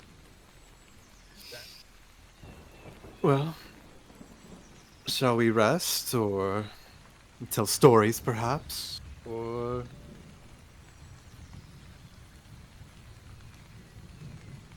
And then I'll make the illusion fade. Okay. So it's up to you guys if you would like to turn this into a short or long rest. It's up to you. Do we know what time it is? Or have like a general idea? Heavily doubtful, as you've sort of there was no moon to gauge the sort of cycle. Fair. It's been very difficult with all the darkness and rain. The last time you saw something that should have been a moon, you remember waking up in the middle of the ocean, sort of swimming to this island. I don't think we should be idle for too long. Well, we also need to wait out this rain. Who knows how long that's gonna be, though. Rain is good. Gives us cover. I'm finally dry. I don't want to go back out there. Don't make me. Boo-hoo. Please Be don't make me man. do Get in the water. Get in the water. Get in the water. So, what would you all like to do? Would you like to rest here? Would you like to rest and move on? Do you want to try to wait out the I storm? wanna- No, I don't want to wait out the storm. Let's rest for a little bit, but then I want to see if I can try to pick up tracks from where the people got taken to. Okay. Anybody want to Sounds roll good. a hit dice or two while you're here? Yeah, well, I'm the only one that took damage, so I may as well heal a little bit of that. So do what? Short rest. I'll heal for 3. Okay.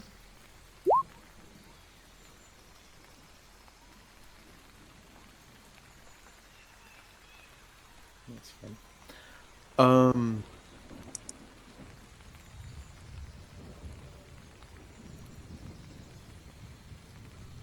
So we're going to search for tracks, or make your way out of this area. What are you trying to do, Krogan?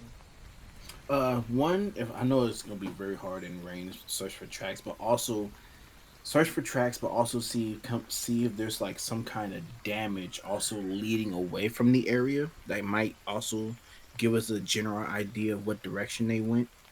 Okay. As you sort of take a bit of a step away from the group, you search around. The rain is still heavy. The darkness, it consumes everything till flashes of lightning illuminate some of the terrain ahead. Now you have dark vision, but it only helps so much. Somebody. The Eventually, you hear snarling and screeching and violent thrashing of something large tearing into something.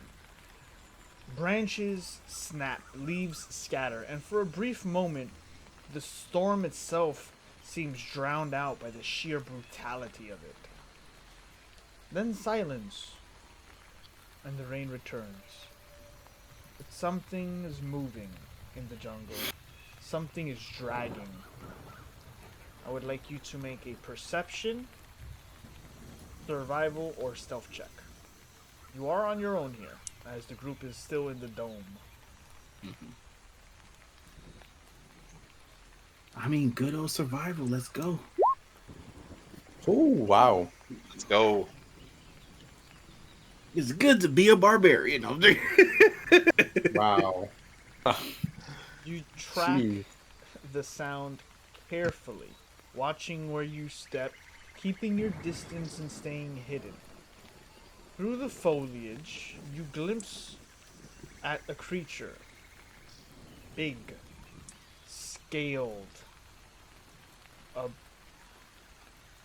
predator with sort of deep, dark colors. It's hard to tell. It looks like a large boar, but it's getting dragged by a creature. Not as substantially as big as it, but determined. And it has either incapacitated or killed this boar outright, as it drags it deeper into the jungle to whatever layer is nearby. Realize at the very least that whatever this creature is, it's dangerous and powerful enough to take on a creature twice its size. But additionally, creatures like this usually have layers in which to protect from the elements while they partake in their meals and raise whatever other sort of community it might be a part of. Might be a permanent sense of shelter, or it might be a foe worth dealing with. The choice is yours. You can also avoid it.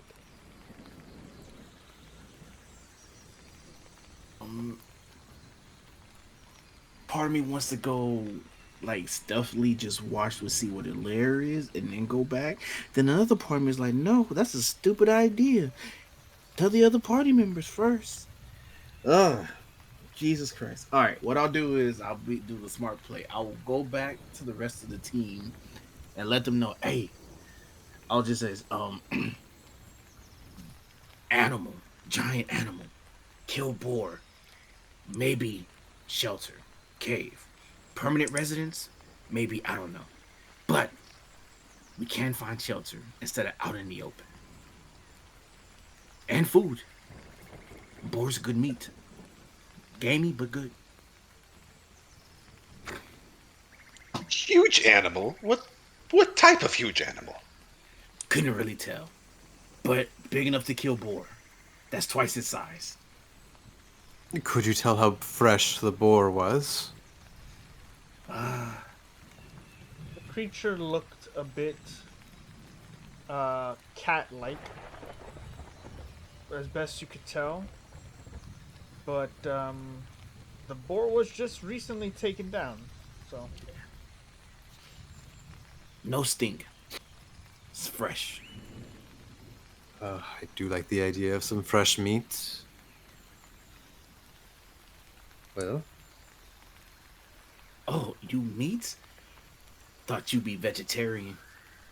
oh, you're funny. You funny little crocodile man. You tell joke. Oh, that was a good laugh. Yes. So we can do that or continue on in the jungle. My vote's on the fresh meat. I don't know about the rest of you. I mean, I am hungry. And I couldn't go for some meat. I mean, you guys are all humans. I heard humans taste pretty good. Watch it. Don't worry, I won't.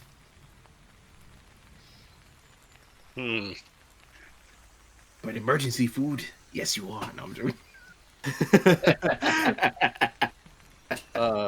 I think Octavio's curse he's cursed right now. He's laughing, but he starts laughing a little too hysterically. It's a little creepy. It's a little maniacal.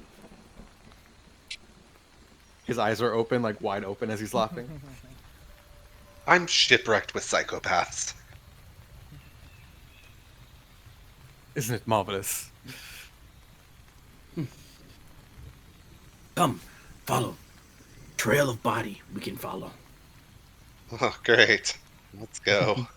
Are we gonna hold hands again? No, you can use your. You can use your light. We should be fine. It's going to be more content with this actual kill than it being killed itself. If you get what I mean.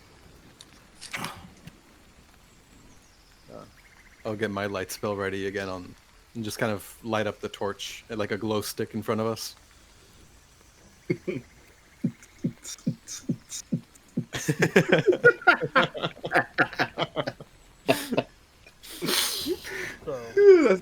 That's all I see. So you're taking point, Croven, and leading Yeah. them toward to track this creature, correct? Yeah, correct. Okay. As you guys have successfully completed the challenges associated with this region, you have now sort of free reign here. You easily track the creature, Croven, with your adept skills at survival. You follow it to what looks to be a good clearing that leads towards what looks to be maybe 30 feet of clearing until you hit a cave opening, a cave mouth. Now, the thing is, as the lightning flashes, I need all of you to make a stealth check.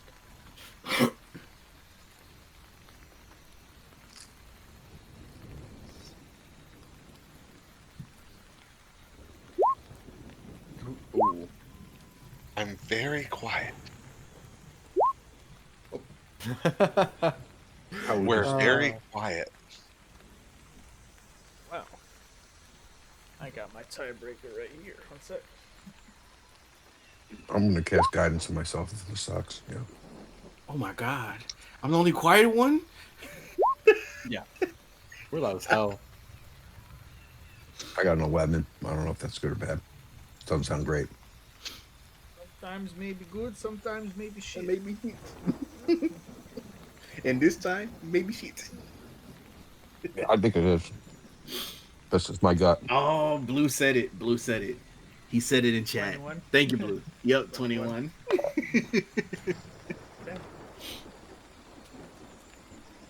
So, as you approach with the hope of darkness concealing it, you step lightly.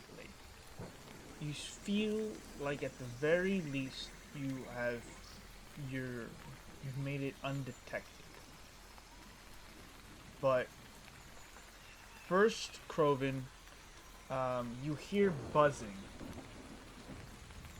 but it doesn't really affect you that much. Your skin is hardened by the grace of your race and your people. But you, the humans and drow of your party, you all start to feel a buzzing and then a sting as you hear zing,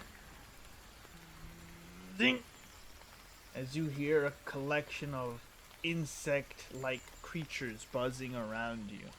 And as they do, they latch onto you and strike you fast and start to drain blood as swarms of these blood-seeking mosquitoes start finding their fresh meal. A brief bit of panic settles in. My apologies for this. Someone did redeem. Someone's got to die today. So let's see. Oh, We got the final say. we'll find out. So everyone except for Kroven takes 13 points of piercing damage as swarms of these mosquito-like bloodseekers start wrapping around and swarming all over your body and start trying to drain the blood from you. First, mark your hit points accordingly. Okay. And then this, I can do this.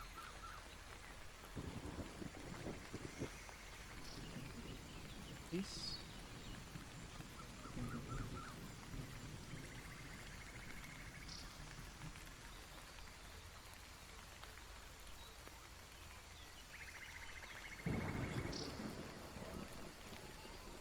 Thank God you rolled low on that. Yeah. Well, I doubled it because someone redeemed. Someone's got to die today, so I doubled the first big roll of the night. So very briefly, I'm going to move you over to sort of the encounter. Right before you make it to the cave, you're sort of stopped by these swarm of blood-seeking mosquitoes. And they are a mass that's just surrounding each of you. So with that being said, I would like us to do a couple things. First, I'm gonna move us all over to the map. Let me know if you can see your tokens, your characters, and all that. I can see. Yeah. Okay, I know Yep, I see. someone here, did you cast light or torch so I can add a little bit, or did nobody do that? No, they I do. have a light spell on a torch, so it's a torchlight. That It's a is glow stick. Octavio. Yes. So I'm gonna give you some light. To give you some light.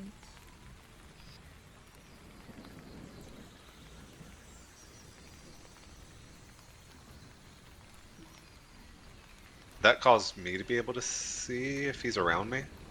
Yeah, you're gonna just a second. Oh, okay, cool. I think that works now. Yeah, it's Hey. brighter. Okay. It's funny because for the humans, it looks like there's just one spotlight here. But for everyone else, there's MasterCard. Our newest sponsor. No. See? Yeah, could have got there. Okay, we are not sponsored by MasterCard. But, you know, Yeah. I ain't they gonna lie, are that's more, a big sponsor. they are more than welcome, though. They are more than welcome. So, we're on the map. You can all see. I'm going to show the stream in just a second. But with that being said, I'd like you all to click your tokens and roll initiative. Okay. Okay, because I'm a barbarian, I have feral instincts, so I have advantage on initiative rolls.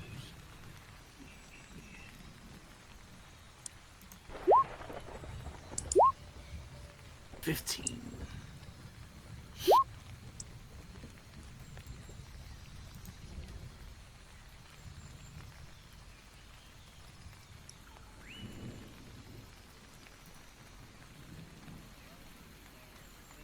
That is the big. Oh wow. Oh wow. Cool. Oh. Appreciate that. All right. So, with that being said, you can all see we've all rolled initiative. Very briefly, I'm going to showcase the map to the stream. We're currently just on the outskirts of the cave over there. And with that, we're going to take our break. So, we got a lot still to do, but we've been playing for a couple of hours now. So we'll take a quick 10-minute break, use the bathroom, stretch, do some push-ups, whatever you got to do, get some Pop-Tarts. But we will be right back, and we will continue with this adventure. I want to thank the players. I hope you're enjoying it so far. And I will put some music on. Awesome. Thank you. You're welcome. So they can take a look at that. Bring the rain down. And let's listen to some.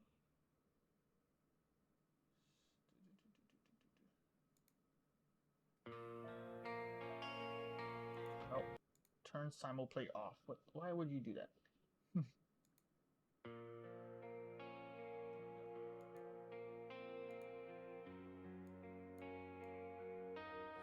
We came from different streets and silent wars, from broken homes and half-locked doors.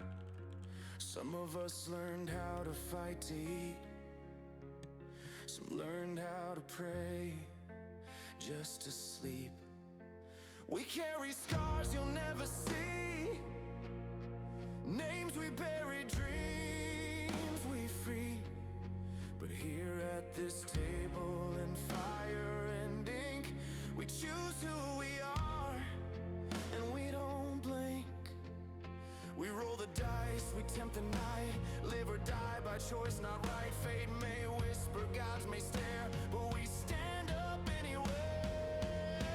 We were born to be heroes, not because we're strong, but because we stand together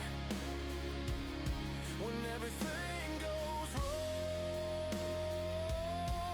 We choose the road that tests our souls, we choose the fight, we choose the scars. Against impossible odds we rise, and we were born to be heroes. We'll slay monsters and men alike, in torchlit halls and dragon fire. We'll face the kraken in blackened seas, hear laughter echo before we bleed. In the hottest hells, the deepest dark, where courage fails and fear leaves marks. We'll lose some friends, we'll cry, we'll break, then pick up blades and still move forward anyway. Devils bargain, demons tear, try to twist what's left of care, but hope is louder than their lies, and friendship never truly dies. We were born to be heroes,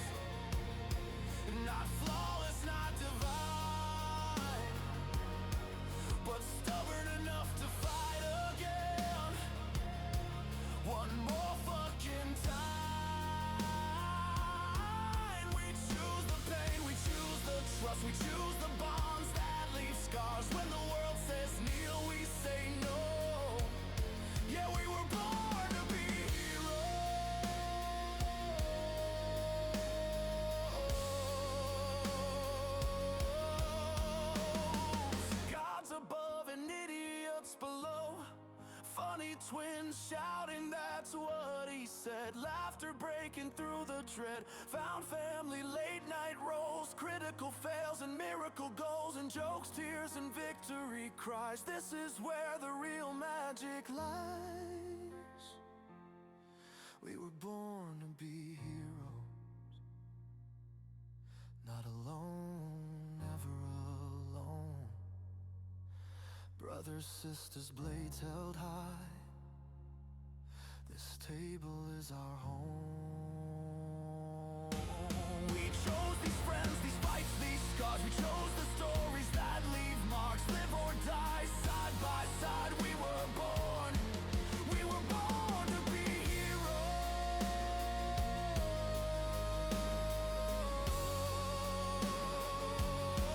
So roll the dice, look left, look right. No matter what comes next, you don't face it alone tonight.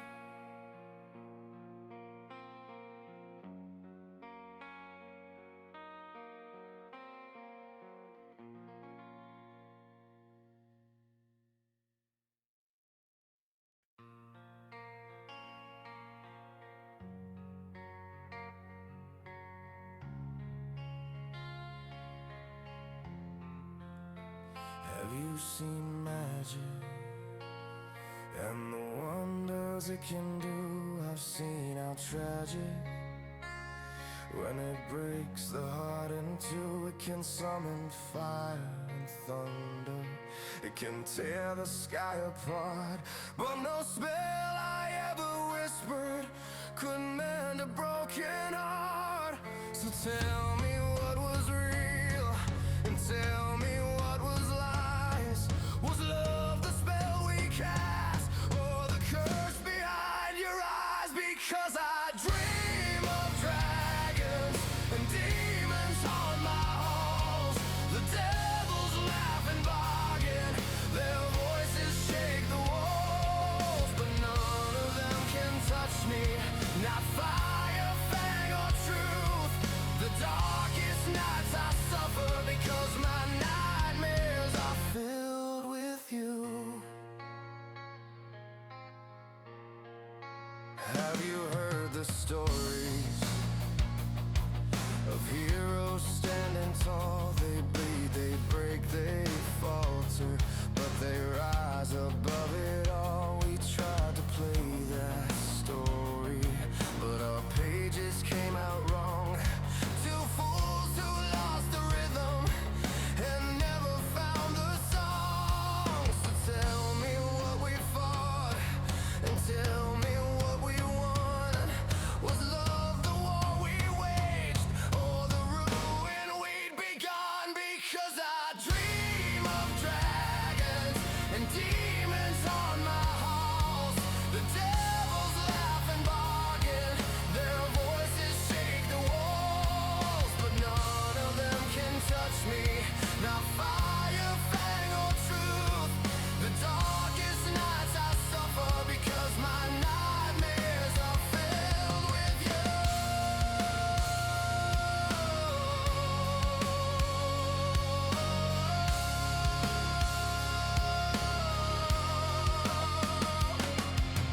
I can face the fury, I can stand against the flame. I can fight the shadows when the devils call my name. But silence cut the deepest, a blade I never knew. And nothing ever broke me the way I broke with you. I've walked through halls of terror, I've seen the darkest skies, but nothing in the nightmares could match your last goodbye. If silence is my kingdom, then silence is my grave, and I would fight the gods themselves for the love I couldn't save. Because I dream of dragons and demons on my halls. The devils laugh and bargain, their voices shake the walls, but none of them can touch me, not fire, fang, or truth. The darkest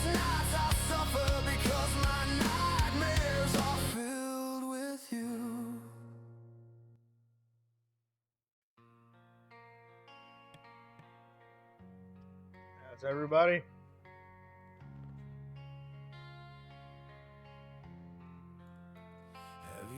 Everybody getting ready? Good. And the wonders it can do.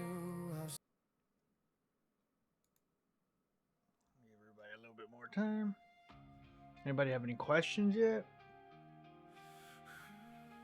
No, but I'm going to say this. When you asked if there was one thing that my character would definitely have, it was his pipe and his herbal mix. Okay. That's cool. So he's got a pouch, and in that pouch he would have. I mean, wouldn't that pouch be in his herbalist kit though? Kind of like Yeah. the herbalist kit. Is that gone too? No. Okay, You- so you I have the carry those kit, my things little around in pouch of general. herb. The Yeah, the concept rest of the that stuff I got rid of. The Yeah, concept in is the more of room like, and hey, it's- you know what? I could really use a shovel. I don't know why, but I want my character to have a shovel. And that's something Yeah. you sort of take with you in addition to whatever you brought with you that you want to have for the adventure. Yeah. That's So what would my be- herbalism kit would have had my little pouch of Yeah, that's fine. herbal mix and my pipe. Yeah. Don't worry. One day, when I'm a player, I'll show you the strength of having an extra shovel. I'm back. I didn't even get to heat up my pizza because my sister is using the convection oven. Like, dang it! Trial by combat. Trial by fire. Just I steal volunteer her food. myself as tribute. Can't wait for that one to come out, bro. Can't. The second quarter quail. Alright, so everybody's here? I'm here. Yep. Yep. Yep. Let's get our rainforest going again. Lower it just a little. And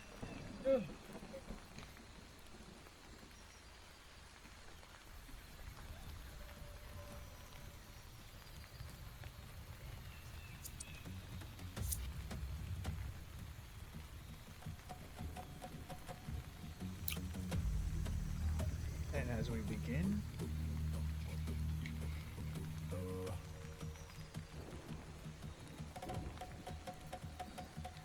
like that, I think everybody should be able to see. And yes. So, welcome back to the stream. Welcome back, players. Let us begin our first combat encounter of the night. With that being said, the Bloodseekers. First one will be attacking Aelifer with a 17 to hit. I think I have an 18 hit armor class. Nice. The second will be attacking Kroven. 15 to hit. That'll just hit. Right. You will be taking 14 points of piercing damage. Octavio, you are being attacked for 26 to hit. Jeez. Wow. Yeah. That Okay. is That that's a big one. 11 Cool. piercing. And Mr. Belvedere, You'll have disadvantage. don't think it'll Well, matter. That's a 9. Yeah, no, that'll miss. Okay. Alright, with that, the Bloodseeker swarm buzz and bite as they start sucking blood from the few of you they can penetrate. With that, it's Belvedere's turn. So Belvedere will pull out his rapier and go, "How boring is this? Bugs!" And then he will use Blade Song. So it'll start kind of like a rhythm will start emanating from his blade, and you can just kind of tell he kind of stands up a little taller. He seems a little bit more lively, and he's going to cast Ray of Frost at them in front of him. 26. Is it not disadvantage in melee form? Is it? The range spell, right? I think it's disadvantage. It just says range 60 feet. It doesn't give a minimum range. I have a blade song icon. I'll give you that. So, you enter your blade form stance. That's fine. So 12 points of cold damage. Yep. Alright. That's 12. Alright. You blast them with as much cold magic as you can, but as many of them fall, many more just start to swarm around you. All right, and I'll just kind of prepare myself and end my turn there. Okay. With that, Octavio.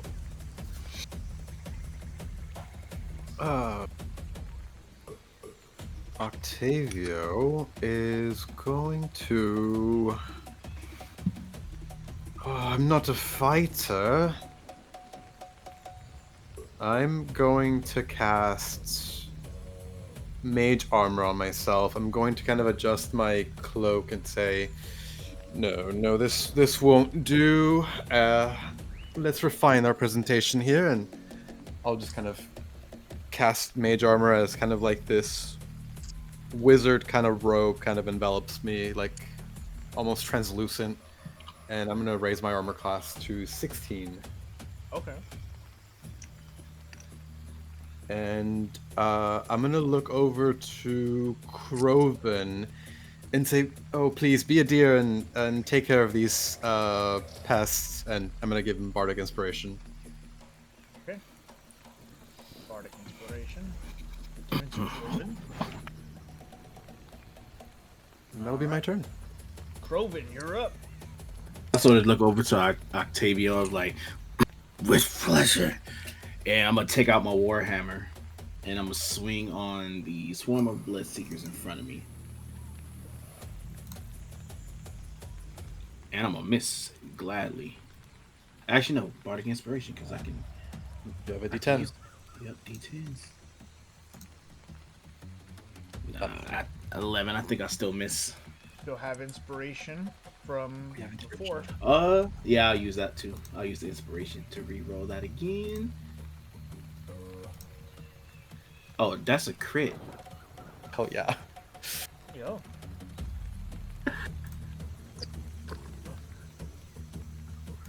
Damage. Ooh, 26. Jesus. Swat That's that what blind. I'm talking about. Yes, brilliant strike. And I'm gonna pull out my notebook and write. So a big strike as you swing and just club and bludgeon a bunch of them as they splat onto the ground. You have a second attack? Yes, I do. So I'm gonna swing on it again. Wow, why? Why? That's everything you All got. Yep. That is everything. That will be my turn. Alright, Aelifer, you're up. I'm gonna go with I'll try this. Poison spray. Does that work? It is. You have to make a Constitution save, or take 1d12 poison damage. 2d12, right? 5th level. Okay, so you said Constitution save. That is an 18. Ooh. So you roll 2d12 poison damage. They're gonna take half.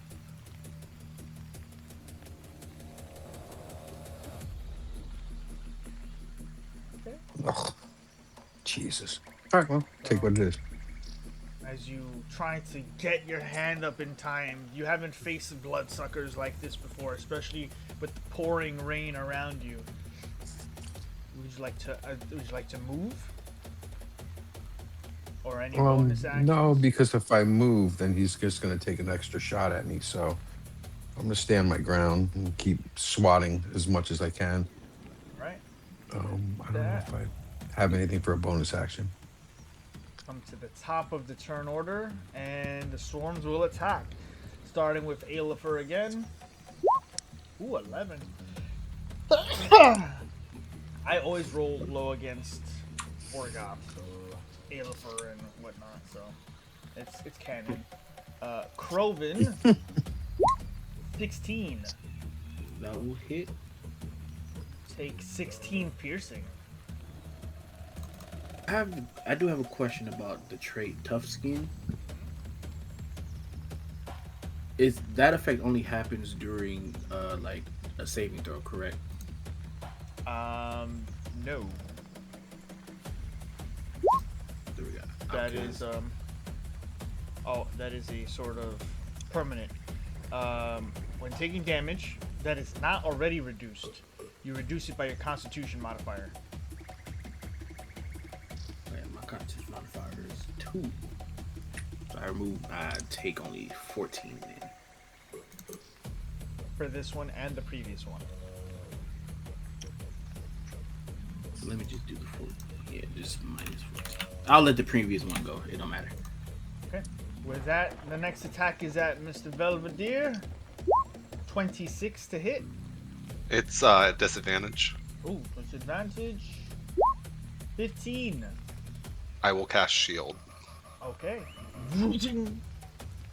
The next attack towards Octavio, as the shield deflects the swarm of insects. Sorry. 13.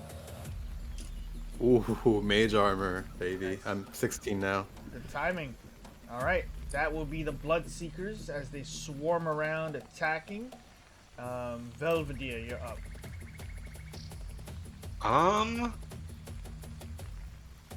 I'm gonna see after Croven attacked his swarm. I see they're kind of low. I'm going to shoot a ray of frost at them. Okay. Try to free him up to help our other caster friend. Crit Ow. for 21 damage.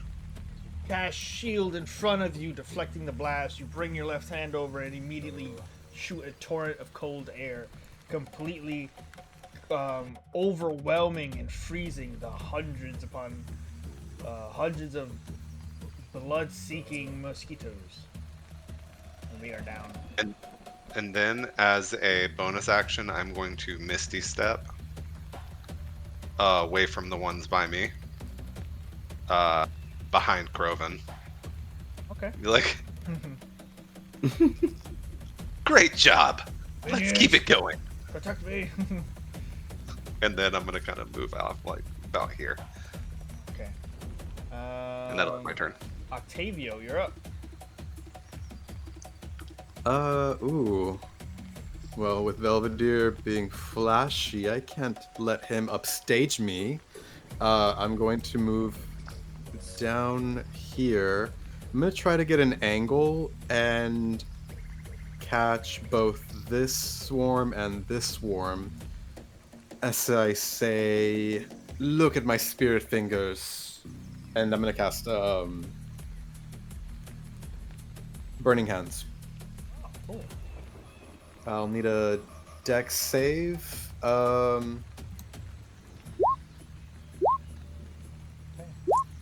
DC is 17, dex 17.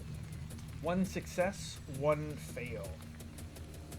The Alright. closest one would be the failure. How much damage? 9. Ooh, I rolled low on that. 9 fire damage for the one that failed, and 4 for the one that succeeded. Okay. As you find yourselves in a moment of magic battle, Belvedere casts cold magic over here and then blinks out of existence. Octavius tries to show him up with a bit of fire and carnage. Fire! And there goes our entire budget. It was worth it though. Yeah, Was. totally, completely worth it. And with that, any bonus actions, any movement you want to try?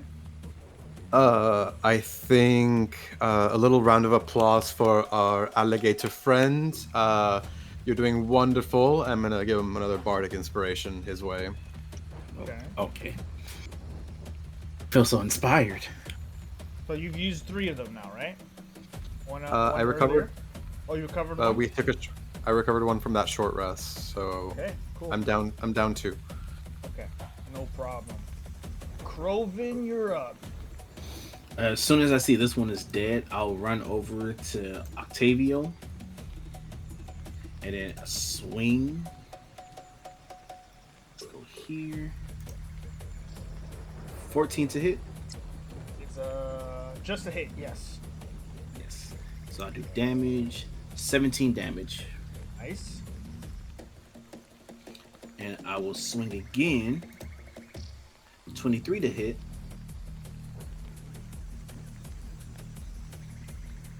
And 16 damage. Be enough. As you take down the second group of Bloodseekers. He does a little chop. Yeah, 5, 10, 15, 20. So it does 5, 10, 15, 20, then 25, 30. And that's as far as I can go. Try to help Alafair. You have more than that. You're right here. So 5, 10, 15, 20, 25, 30 would be right here. You were right here, right?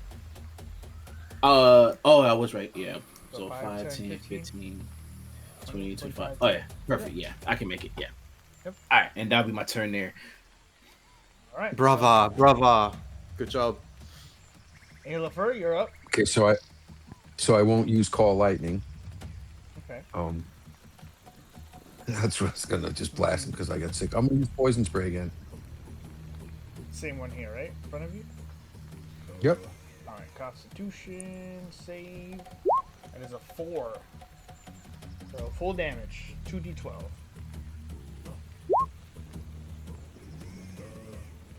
A little better. There you go. Yeah. 10 Alright. points. As you bring up your hands, immediately blast them with poison gas. I said poison gas. Ah! There you go. Quick on the trigger. Alright. Anybody else? Or any bonus action? Bonus No. action or movement? No? Okay. Alright, top of the turn order. The swarm will make its way towards Octavio. We will have 2 attacks here. The first one towards Alafair. 20. That will be Yeah, that's a hit. 15 points of piercing damage, Alafair. And then the second towards Octavio will be 19. Oh. Ow. Ooh, Yeah. Stop that. Yep, 11 piercing.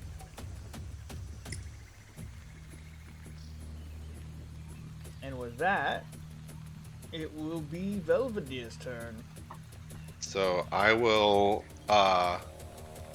Ray of Frost, the one that just attacked Octavia. 23 Oh, that hits. for 10 frost damage. Okay. Fire off another Well- cold blast. Well, that's all I can do. And I'll just ooh. Pretty. And yeah, that'll end my turn. All right, Octavio. It is I. I am the hero of the story, and I'm gonna pull out my short sword and go for a strike. 19. I'm That'll hit. inspired. That's a hit. For 4. I rolled a 1. Perfect. As you bring out the blade and yeah. Not often do you bring out the sword of 1,000 truths. When you do, blood shall rain. As you swat away at at least 6 of them. Kind of just look at the sword. It's like, was this one of the prop swords? Damn it! No. I'll stay within its threatened area, but I'm gonna move closer to Alafair Okay. and pass. All right. Croven, you're up. It's time to swing again. That's Oh a my God. crit, baby. Damn. 18. Is that including your barbarian extra damage? Oh, I haven't raged yet. Well, as barbarians, you get extra dice in general when you crit. I believe there's a book. Consult the book. Sick. Brutal critical. So you at 9th level you roll an additional weapon damage die. So you only rolled the 2, so I guess so add one more d10. One more D10, gotcha. A 2. The total is 20 though. Oh, okay. That's That your is a first nice one. number. And I'll swing on him again. Hey, welcome to the stream. 19. 23 damage. That'll be enough. That is the 3rd Bloodseeker swarm down. Hold on, because I believe I have a...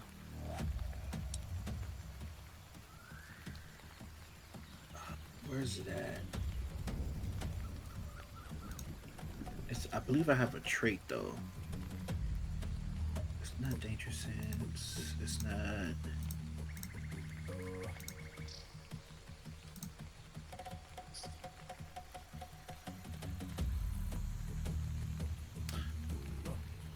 Okay, well, I'll find it for next time. But I'll just move back to where Octavio is, and sort of try to just like block, like sort of stand in front of him so the swarm can't get to him. Okay. All right. And Good that was my turn. turn. Aelifer, you're up. I am going to be overly annoyed with these mosquitoes at this point because I thought it was like a nothing and it's actually becoming a something. So I'm giving the last one the evil eye on my bonus action. I forgot about that thing. Well, the last one is very low. I will let you know there. It is a breath away from being taken down. You may not want to Waste it. expend it. I won't say waste. I'll say expend it. Well, then I don't really have much to do. I can just go around here. I think you guys should And be able to see the hit hit points, right? Yeah, I can see it. Yeah. I only see I just see a little tiny bar. Yes. So I thought I could use that evil eye more than one time. No, you But, can.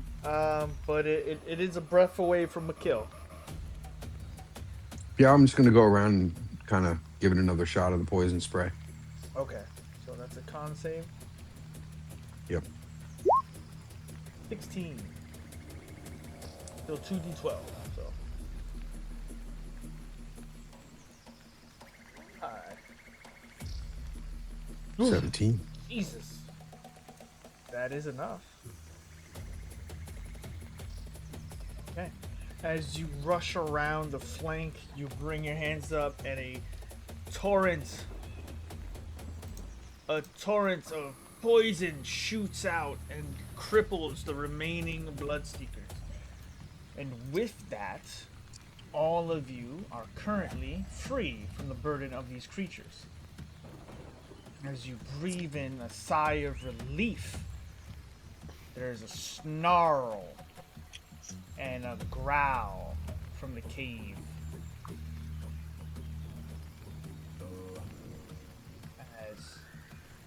Hold on.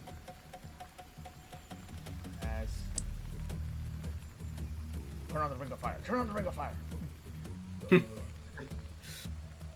As first appearing from the cave mouth, a creature snarls,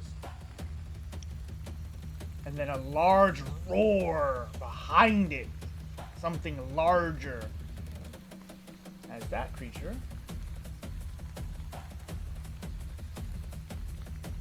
is going to join the initiative order.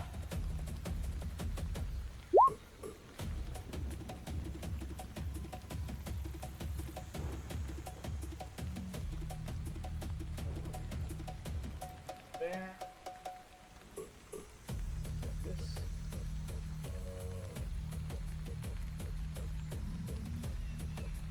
So, now that you have defeated the Bloodseekers, you hear a roar coming from the cave mouth. Though some of you may not see it yet, I will allow one of you, if you would like to switch initiative orders with anyone in here. As you take a moment, you are technically still high on the adrenaline of combat.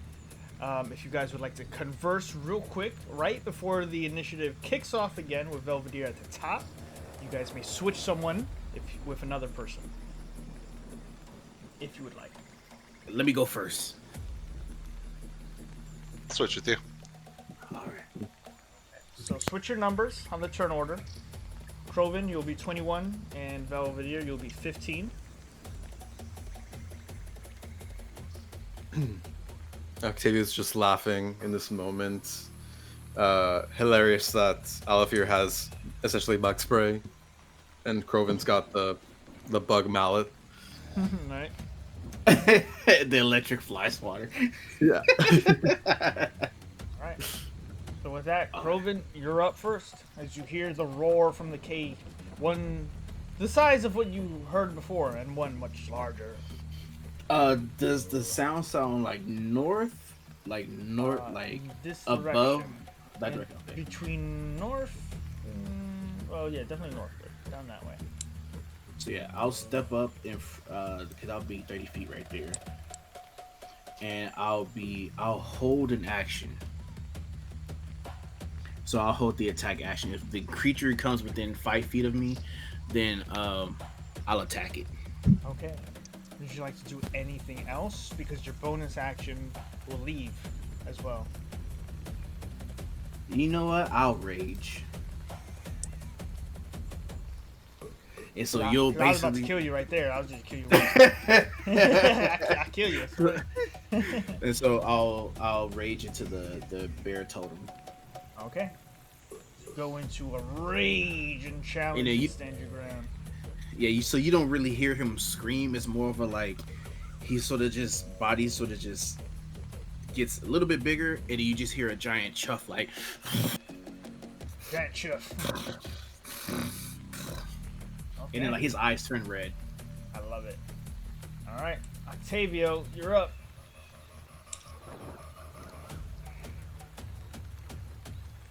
Did I hear that as well? You all hear it.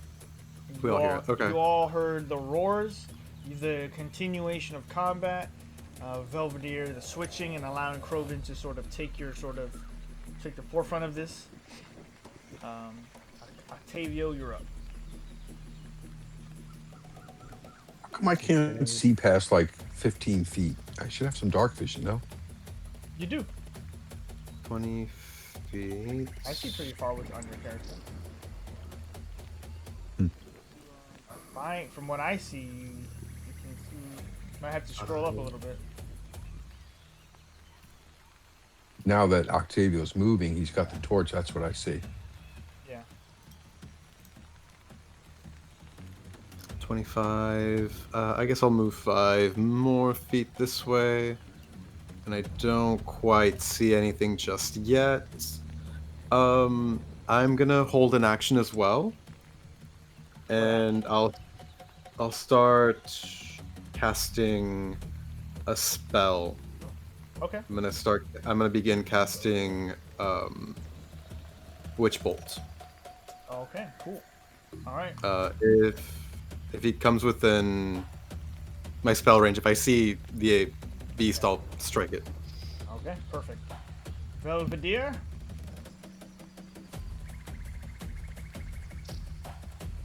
Let's see. So I'm using Octavio as basically a lantern at this point. So I'm gonna kind of stay beside him, and I'm gonna ready a ray of frost. Kind of the same thing. If I see someone pop out, I'm gonna shoot it. Okay. All right. With that delicious lineup, the creatures jump out of the darkness, lightning fast. Vroom. You see before you what looks to be a combination, a hybrid, a monstrosity. I just zoomed out super far. Oh my goodness, don't look at the stream. My mouse cursor. Please, MasterCard, sponsor us. Sorry.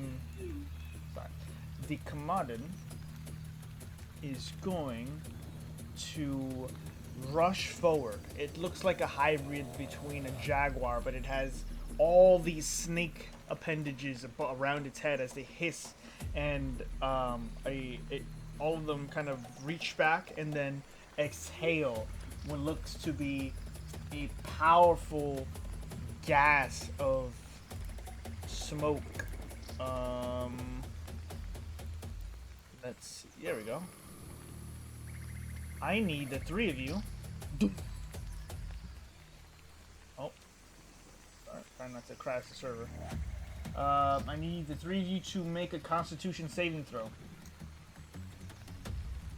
Does my spell go off first? Or no? Yes, all of you who are holding spells can make an attack, but he's not within an attack range of Kroven, but yes. I'm gonna cast... Yeah, I'm gonna cast my Witch Bolt. Where is it?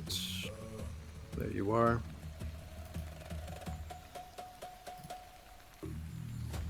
Oh. 26 to hit. That's a hit. Let's do damage. 6 lightning damage. As I say, scene partners? Scene partners. Bam! And I just lightning. Okay. Belvedere, you had a spell, right? Also? I did. Ray of Frost. 15. 15 does not hit. Oh, actually, his AC is supposed to be lower than that, actually, but yeah, hold on. It still doesn't hit, but his AC is not supposed to be 19. Hold on. About that. Change that. 15 will not hit as you shoot a Ray of Frost. Octavio, you shoot a Witch Bolt, and immediately the smoke hits all of you. I need the con save from Octavio. I'm gonna use inspiration to reroll my con save. Okay. Do it. Nice. 15. Yeah, 15. Okay, just enough. As you use your inspiration, Belvedere, and Octavio, you just focus on it, and you both look out as the spellcaster's firing cold and firing lightning, and you're like, "Go get him, Kroven! Kroven!" And Kroven is you just hear a massive boom as Kroven is knocked unconscious and sleeping. Oh. Oh no.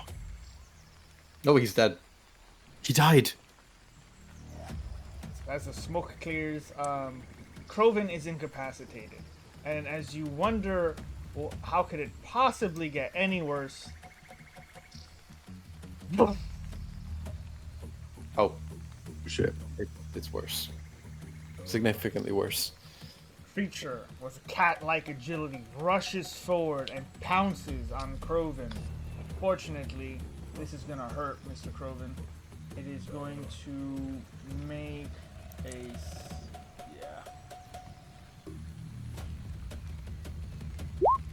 auto crit because you are sleeping. I'm just here to roll the damage. Oh, that's not correct. That not working.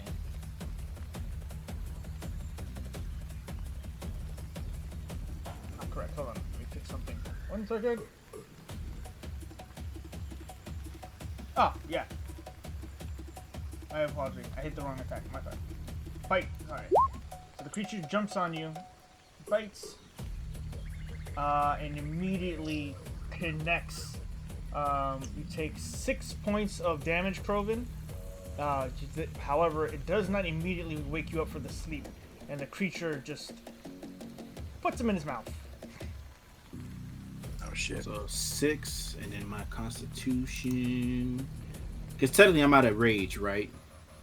You're not in rage, but your passive still works. Yeah, so basically... Any 6, damage so not reduced, you reduce. 2. Yeah, so basically this is 4 damage I take. The creature just grabs onto him and just starts like taking him as his prize. But I'm gonna leave him there. All right, and that will be the creature's turn. Aelfer, you're up. Now's the time. Yeah, I'm gonna do the evil eye, but if I do call lightning, it's gonna hurt Craven as well, right? No. Okay. Well then, I'm gonna rush up into here with my bonus action. I'll evil eye this the big guy, Okay. because I am getting quite annoyed at all these things jumping out of nowhere, and I'm gonna use call lightning, and I'm gonna drop it like right over here, so that both this guy on the left here and this guy will get hit, and technically our guys will be okay. To try to hit It's like both 5 of them feet. together, I would say Kroven would get hit in that middle. If you're trying to Like, if connect I- the storm like that, yeah, you'd get hit. Well, there's an existing storm. All right, well then I'm just gonna blast the big one. There's an existing storm, yes, but real quick with your evil eye, you get to choose. When you apply the condition, you can apply one of the following. You can reduce the creature speed by 10. You can give it a disadvantage on its next saving throw. The damage one, yeah. Or the damage. The damage one, the extra d10. Psychic damage. Yeah. Okay. Yep. So. Alright. So, that's a dex save. For both of them. Are you trying to hit both or just the one? I just wanna Yeah. know. Just the one, the big guy. Okay. So, dex save, big one. That's a 21. So you're gonna get half damage. I believe so, but you get an extra damage die regardless, right? When it's One under? extra D10 because I'm controlling the existing storm. Yes. So I'm gonna roll 4d10 and you're gonna take half. Are you adding the evil eye damage? No, I didn't. What is the evil eye damage? An extra 1d10. Yeah, that's some big rolls up there. Jesus. Yeah, there's a 9 and a 10. I like that. And an extra 5. So that's oh wow, 40. Oh, that's 28, pretty good. 35. Yeah. So you get half of that. It's 14. 14, 17. 17. 17. Still a big If you're hit. rolling that round down. As you reach up with your staff and bring the coming storm down onto the creature, it just you see it like an X-ray sort of like effect, as you can see through its bones. A little bit of smoke comes off the top. Not bad. Wow, it didn't take much out of that bar though. It's a Like, big- damn, it's a that's big got a lot. creature. It's a big It's a, hit. it's a big one. Yep. All right. Kroven, as you have just been bit and a bunch of lightning starts coming through the top, I need you to make a Constitution saving throw, or to try to like get yourself out of this stupor. Hell Okay. yeah. As you just wake up, you smell smoke, a little barbecue. But at the moment, you are still under the effects of your rage, as you've been bitten and all this jazz. I'll give you that. You can take your turn now as normal. Okay.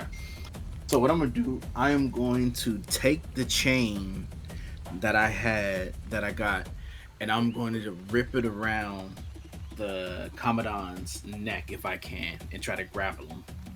Okay.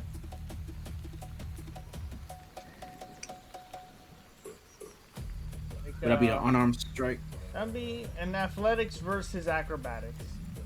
Athletics, and because I have advantage on that as well.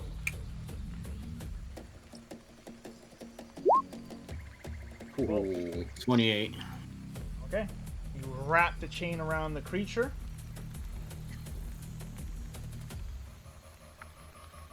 And what I'm gonna do, I'm gonna start slowly choking him out with the chain next turn. Okay. There you go.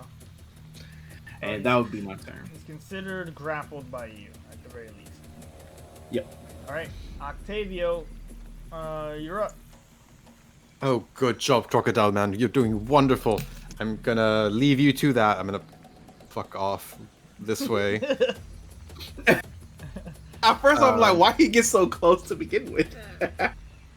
So I still have Witch Bolt, like as a tether between me and the little one. Yep. So first and foremost, I'm going to just roll that damage.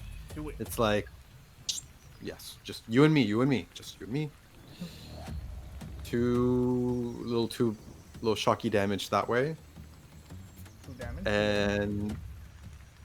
and then I'm gonna say again more words of encouragement to Mr. Croven. You're doing wonderful. Keep it up, and I'm gonna healing word him. Okay, cool. So here's a little healing word. Casting it at first. Oh, heal for 1. Damn. I'll take wow. it. Whatever, Roll whatever again. helps. Roll again. Oh wait, It happens. It happens. Sorry. It should be plus my spellcasting modifier. I don't know why I didn't add it, but it's plus 5, so 6 healing. I was gonna say.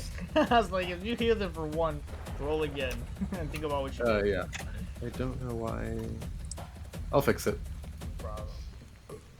Oh, cause yeah, you didn't connect your ability to your you didn't choose your ability, which your spellcasting Modifier. ability.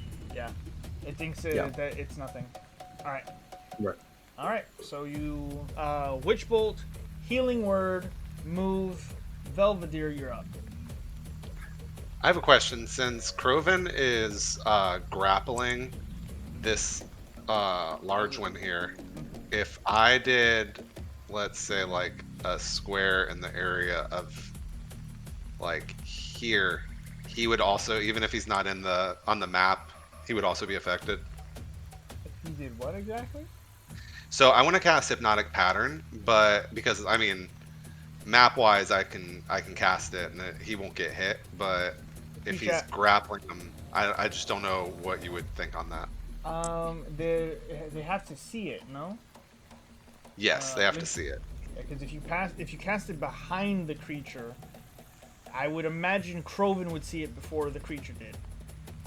Okay. More like because Croven's looking in that direction and the creature's looking at him. You have to sort of get its attention and make it go like, nutty. So. Alright. Then I am going to cast Fireball. Oh shit. There. Yeah. Sounds good to me. Where are we at? So it's going to be a Dex 17. Dex save. That is a 7 on the little one, and an 11 on the biggin. For 33 damage. Oh, nice. Big hits, big hits. And then I am going to go here.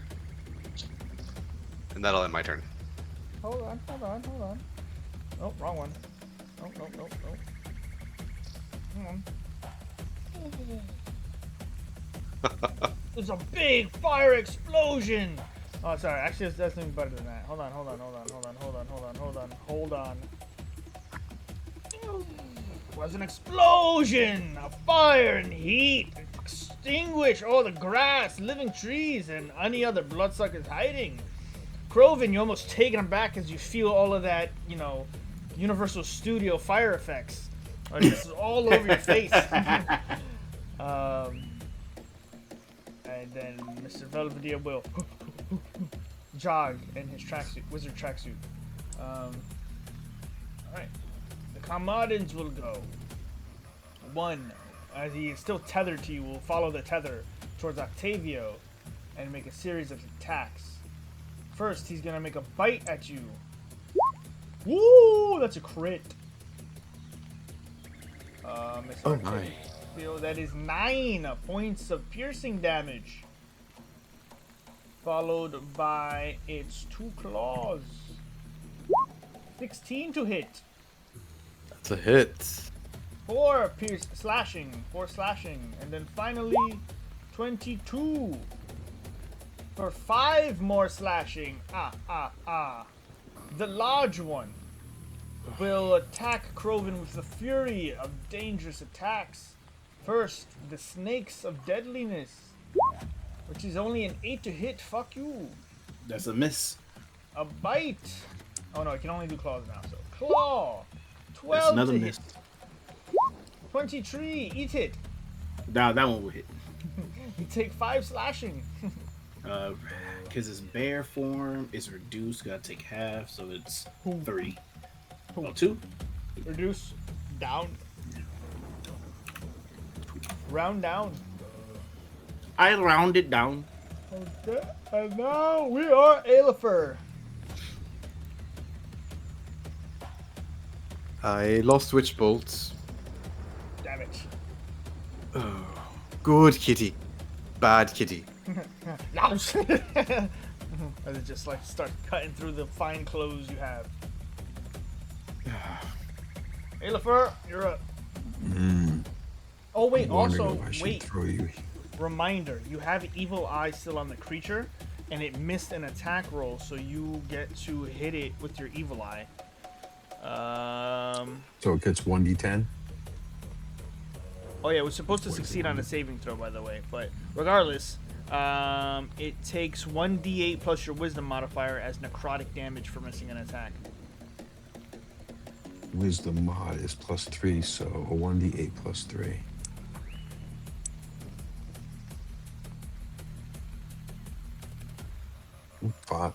It's 5. It's not adding, but It's 5.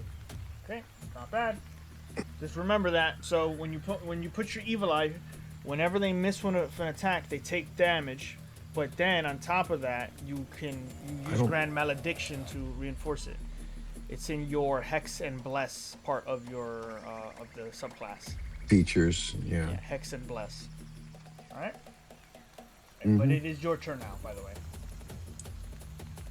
You have Call Lightning up if you want to use that. Yeah, I was gonna use Call Lightning. Hit the storm then. So just what do I have to do? Just hit the Call Lightning? Huh? Yeah. You don't. I don't think you have to attack again. I think. Do you? Don't recall.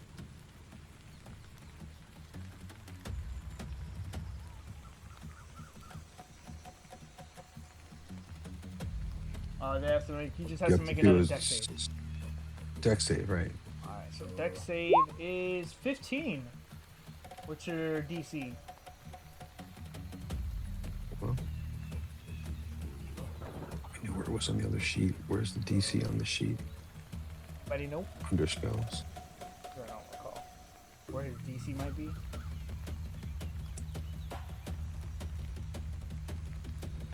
I knew where it was on the other sheet. Anybody know?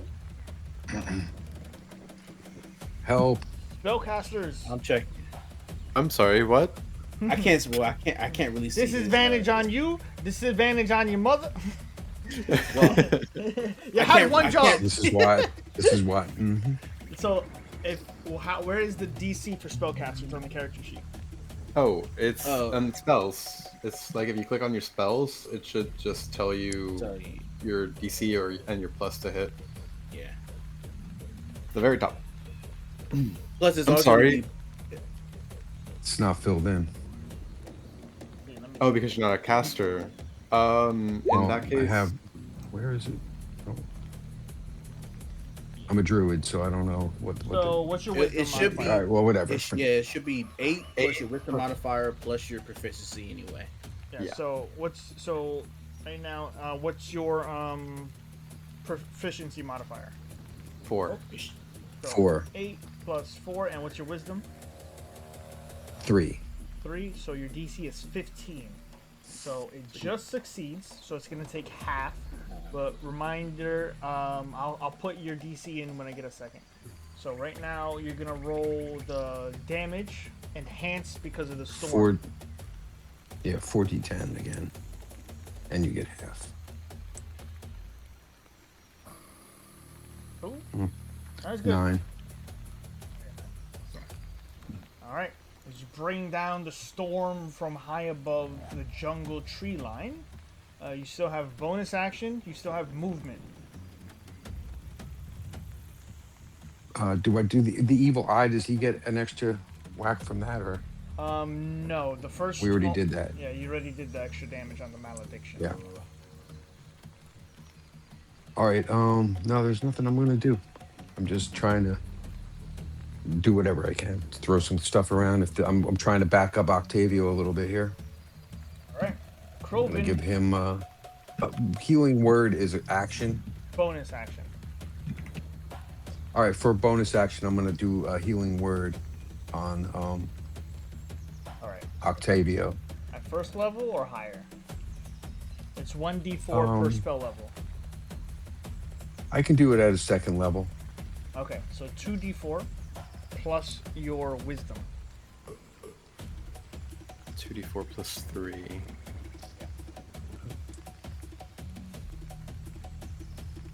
Oh, nice. 10. Beautiful. Thank you. Yeah, that worked out good. All right. With that, it's Kroven's turn. I hit the wrong button. See, you try to skip me. Hold on. Hold on. Let me redo this. Nobody look. Kroven, you're up. Gotcha. Okay, so I have this man grappled with the chain. How long? I'm trying to see. Would it even be worthwhile to even try to see how long it would take to choke him out? If you cross this line, I will kill you.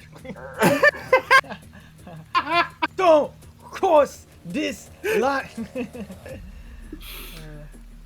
Fine, I won't. I'll just go ahead. Hey, you do you, Dungeons and Dragons. I will kill Yeah, somebody. I know you would. That's why I can't. All right. So basically, I'll let the chain go and then bring out my hammer. I'm gonna pick that chain up later though, and I'm gonna swing on him. All right. 16 does not hit. You still have Bardic. Oh yeah, let me use it. 20. So that'll be 20 to hit. 20 just hits up there. Gotcha. So damage. Big hit. Yeah, so that'll be 27. All right. And then I'll swing again on him.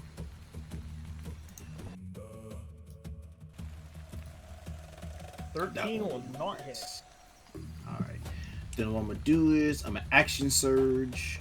Oh, okay.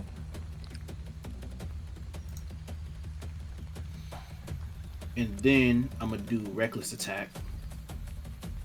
Done. 21 to hit. That's a hit. I'm trying to see. That'll be 21 damage. Right. And you what? And then swing again. That will be a miss. Okay. Some good damage though. It's looking kind of rough.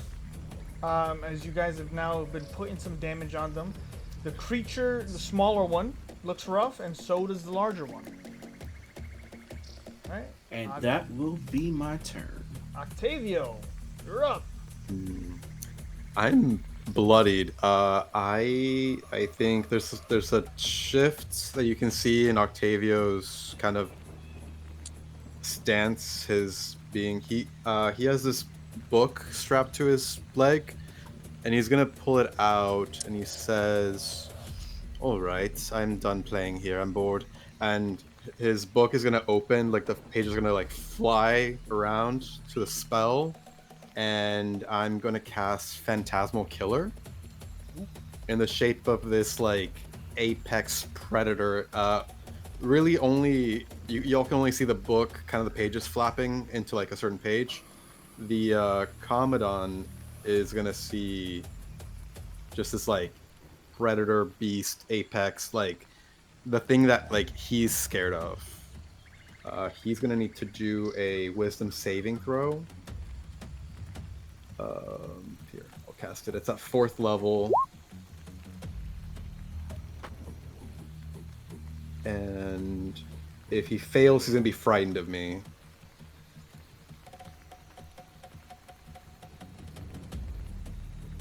Interesting. Why is the DC so low? Why is it Wisdom 12? Let's see that. Why? Hey, oh, okay, never mind. It's for him. I just saw a T-Rex. I was like, hey, now, calm down. It's working on me. Oh Jesus! It's summoned scorpions. So I that's don't know a why it's so low. wisdom save. You said Yeah, Wisdom save. I don't know why it's so low though. it's both of them, or just the large one. It's only targeting the little one. Oh, it's okay. Targeting the little one. That's a 3. It's on. Oh, amazing. Okay, so it is frightened of me for the duration, and at the end of each of its turns, before the spell ends, the target must succeed another Wisdom saving throw or take 40d10 psychic damage. Okay. Take any damage now, or just at the start of its turn? I think that's a good question. I imagine Does just at the feel start. great. At the end of each of its targets, yeah. So not yet, but at the end of its turn, it's got to make another Wisdom save. Okay. So right now, a T-Rex appears behind you.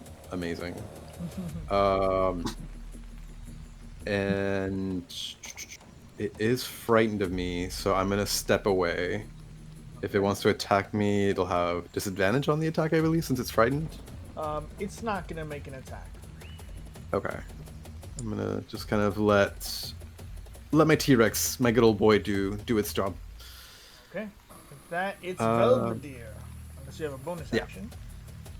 I'm gonna give Save anything. It's up to you. I'm gonna give Belvedere a little bardic inspiration. I'm gonna say, all right, what have you got, Belvedere? I know you've got a trick or two up your sleeve. You get some bardic. An icicle. All right. I'm gonna cast Ray of Frost. Okay. And I'm gonna need that bardic inspiration. 10. 2. Oh. Ooh. Yeah. Not enough.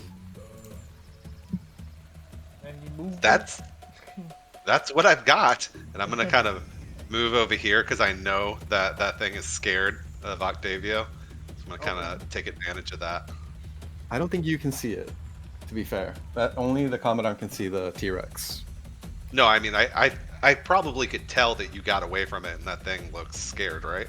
As a wizard, he sees like a bit of faint bits of like magic drifting around the Commandant's head.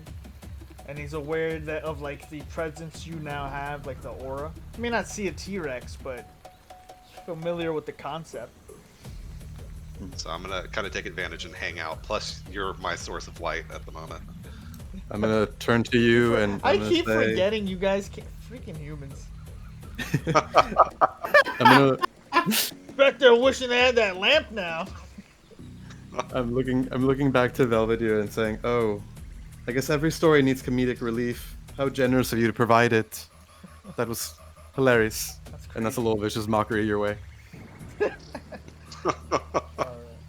With that, it is the Commandant's turn. The little one makes its wisdom save now, right? Yes. At the end of its turn. Well, it's not as its turn. You said at the end, right? Yeah, it'll be at the end of its turn that it does the save. Well, it's gonna run. It's gonna flee. And then at the end of its turn, it rolled a 7. So go ahead and roll your damage. Amazing.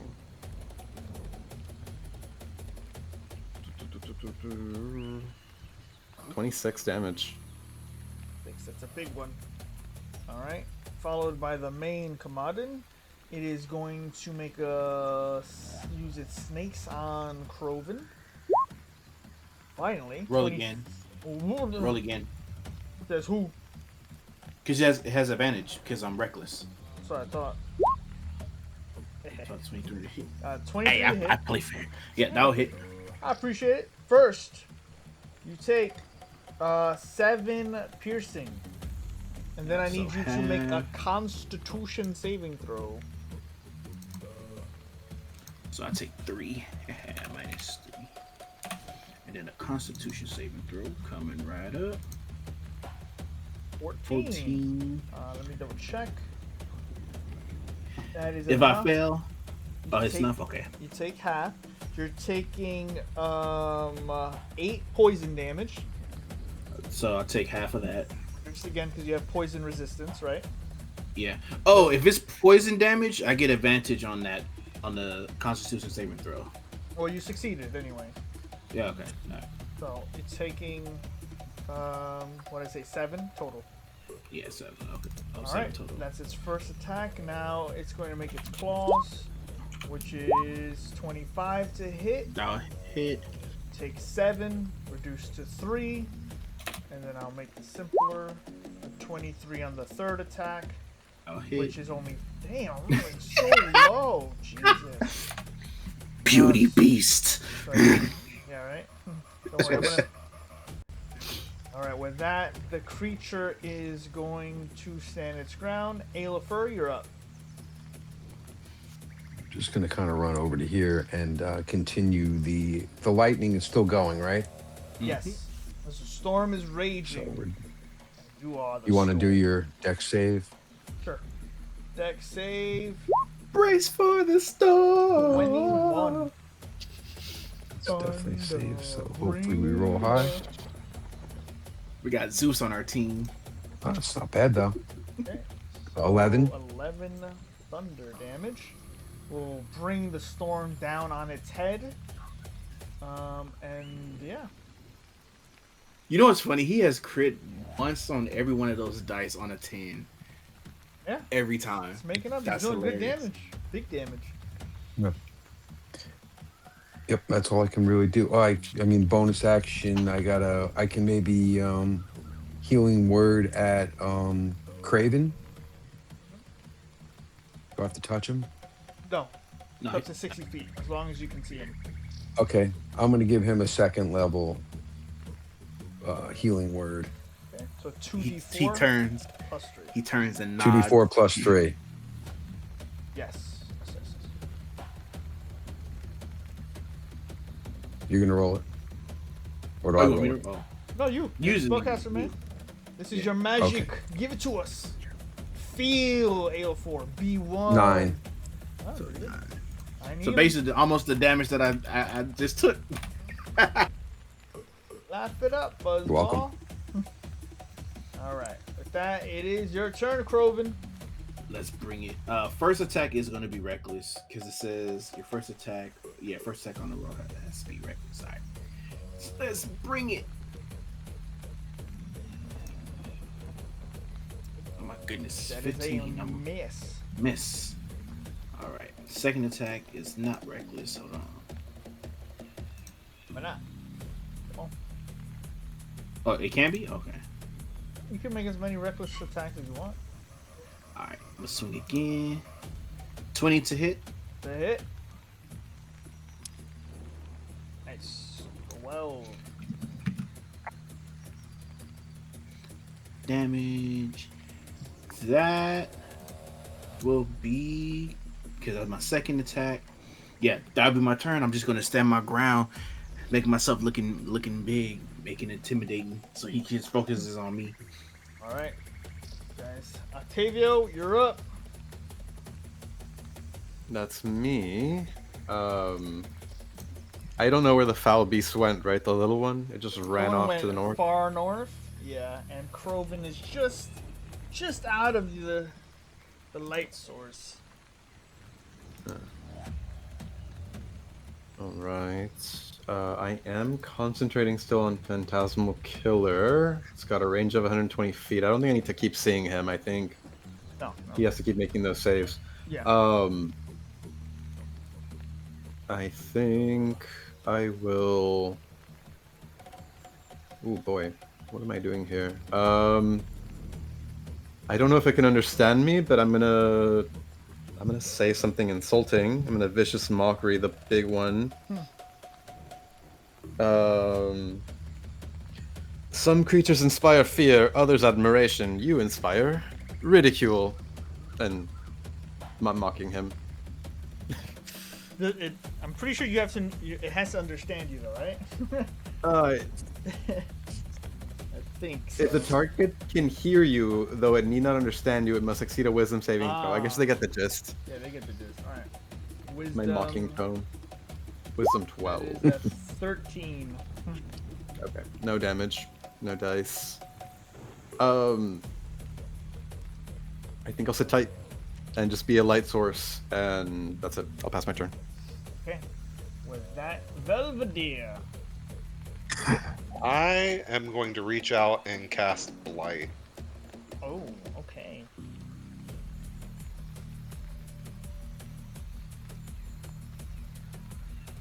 It's a con save, right? Yep, con 17. That's a fail. Oh no. For 31 necrotic damage. Eesh. Not good. As you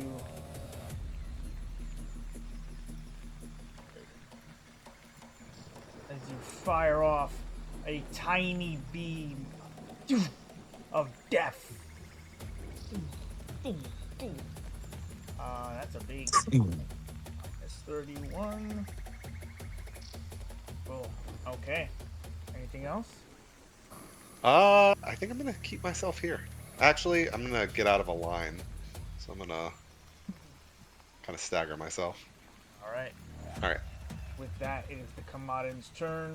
The little one will make its wisdom save. That is a 10.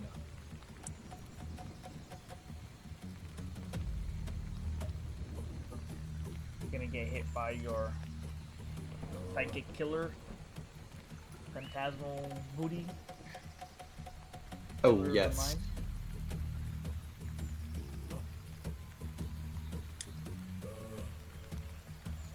27 damage. Perfect. Alright. That's enough. Somewhere out there. The dead Kamadan. Just scared it to death. Yeah, I'm gonna fix my saving throws because all of my saving throws are not adding my spellcasting modifier to them. So I'll fix that. I think all these DC should be 17, not 12, but No problem. I believe you. gonna fix it in roll 20. Yep.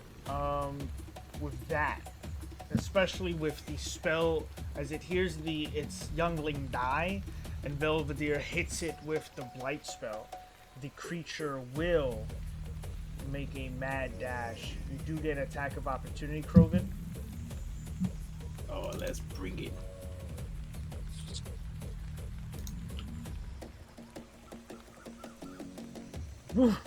As the creature moves lightning fast, grabs, disappears into the darkness. And with that, you look around to see that the creature has indeed disappeared, left fleeing from the battlefield, abandoning its lair to all of you.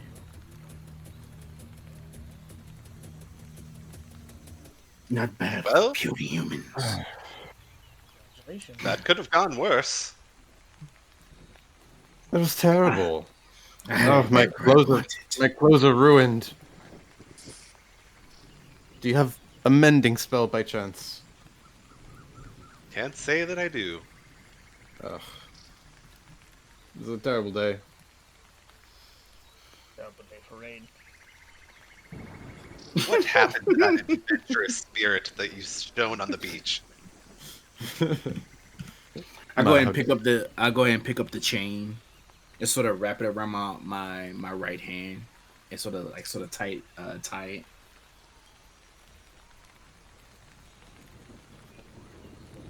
So, with the lair free of its inhabitants, you may take it for yourself if you wish. Yes, let's take this layer. There you go.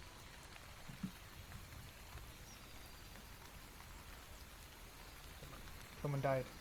Oh, there they go. I'll move you guys over there.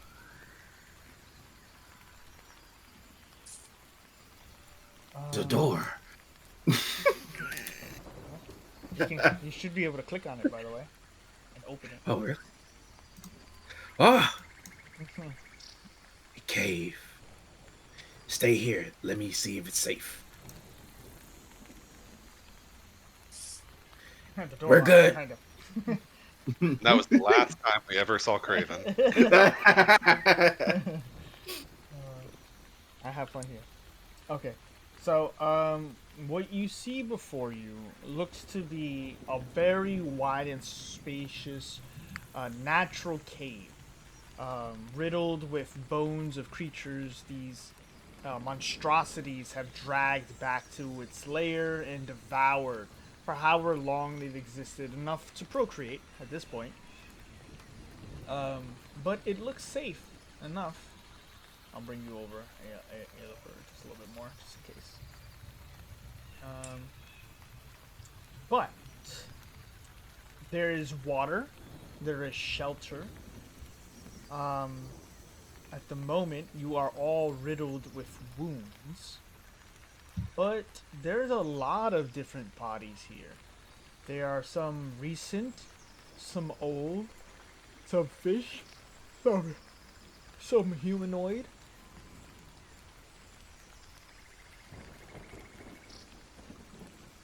You said there's some fish.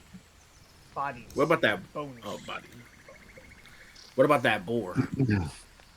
That boar looks to just be dragged off through a part of the corner of the layer, and is still just, from now on what you're seeing, just leaking blood. Ah, perfect. I started tearing into it. Okay. You just hear nothing but just the opening, shutting of my claw, my jaws just opening, closing. Starts start eating it as he starts eating the whole boar and ripping parts of it off raw. What would you guys like? I'd to just do? be casually searching the bones and just searching around and seeing what could possibly be laying around here. Meat is good. Get you Bacon? some. Make an investigation check, Aelfer. Not my strong suit, but we'll give it a go. Can I cast guidance on myself? Yeah. Okay. See how this goes. Oh, that looks pretty good.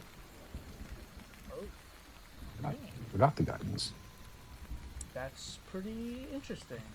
All right. Roll the guidance. Yeah. Yeah, add might it. as well, right? Yeah, 20. 1. It's 20. You look around and there's nothing here. You spend time going through the bones, kicking through some dirt.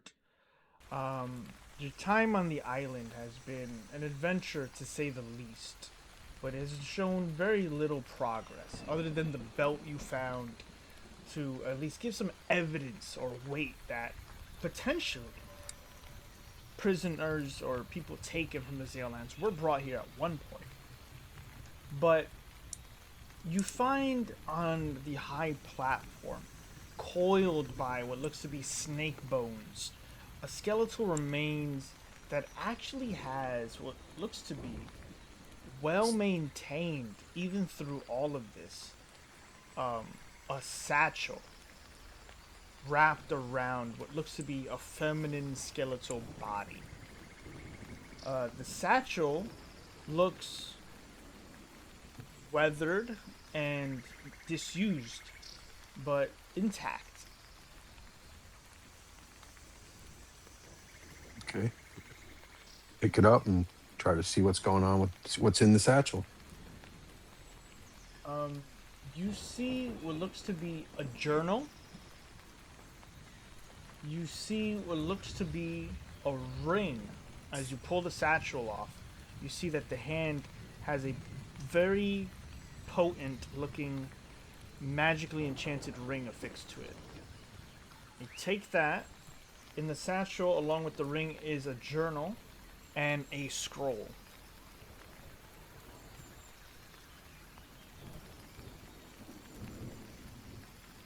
Right? Keep kicking the dirt and see what else is around. If that's it, I just kind of go back to the crew. Okay. And I show them the journal, the scroll. Like, anybody can identify anything here? before Aelifir gets over to us, Ring. I'm gonna look at Krovan and be like, "So are you gonna share that?"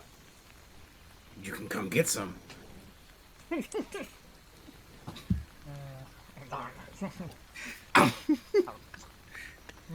mean, With the gator. you know, it's you got a And knife. Aelifir's kind knife. of looking at him like, not disgusted, but like, Krovan to me right now in this moment looks like, you know, like a dog that's a little like guarding his food, kind of like he looks a little like I shouldn't try to put my hand there. I think I'm gonna I'm lose like, it. you're a little bestial right now, my friend. And like every few bites, you could just hear him sort of chuff. Yeah. It's like, no, I'm good. If anybody offered, I'm like, no, I'm good, thanks. Yeah, no, that's not gonna work for me. So I think without.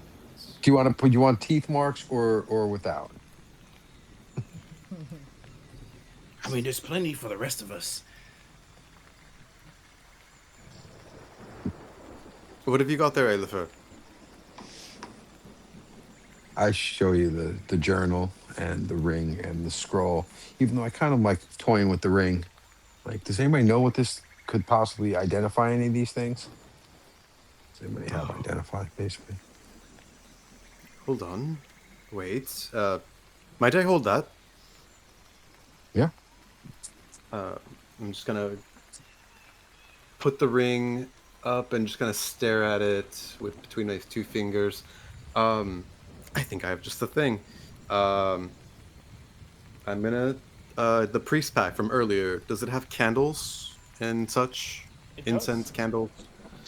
I'm going to set that up on the ground here. Just a couple of candles, and I'm gonna draw a couple of arcane circles on the ground, and I'm gonna start ritual casting Identify. Okay. It takes a few Craven. moments to settle everything up as Krovan is just eating 30% of the boar at this point. No, I sort of stopped, but I'm just sort of watching him do the magic circle with a piece of rib in my hand. I kind of So- sit crisscross applesauce, and I have the candles not lit, but then I use prestidigitation to light them and give it a little flare. And I'm doing my ritual. I'm kind of making a show of it. I'm reading the journal. The ring is like right in the middle of the arcane sigils as it begins I see the to maybe performance. glow. So, the ring, as you cast Identify, is called the Tidebinder Ring. And if you would like to read this for everybody. Okay. With the perfectly polished pearl, this silver ring was born by a protector of Thalasara. Enchanted, this ring has 3 charges and regains 1 per short or long rest, to a maximum of 3. You can use 1 charge to activate one of the following abilities. Ensnaring Sphere. Target a creature within 30 feet. The creature has to make a dexterity saving throw, DC 14, or become encompassed in a sphere of water until the end of their next turn. Ability 2, Tidal Crash. Target a 10-foot cube and choose a direction for the wave of water to crash into it.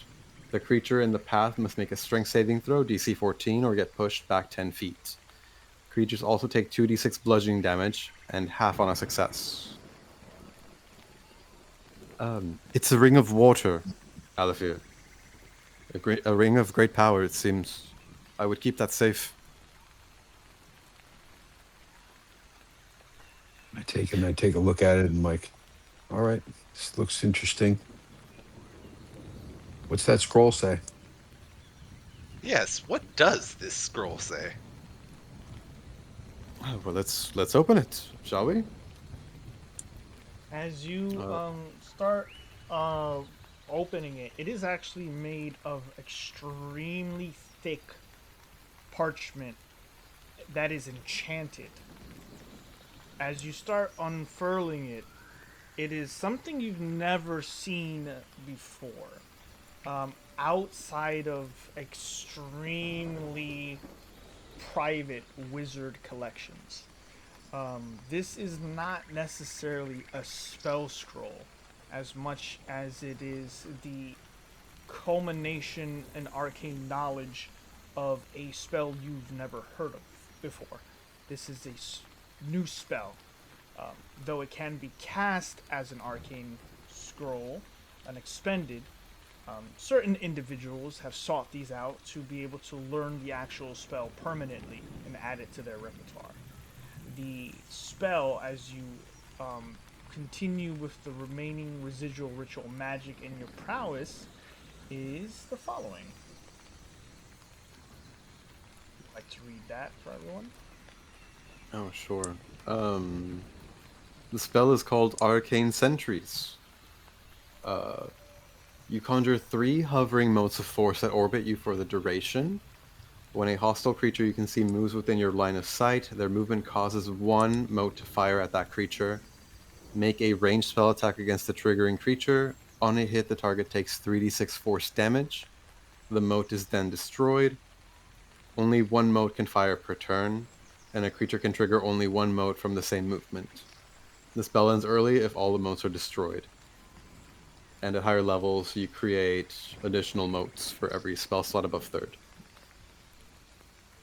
Very interesting. Ooh.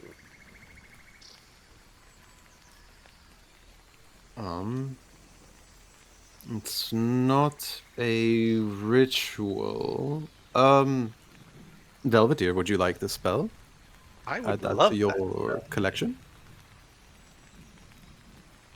Very much so. I'll hand you the scroll. Oh, sorry. This is Alifir found it. I'm sorry, Alifir.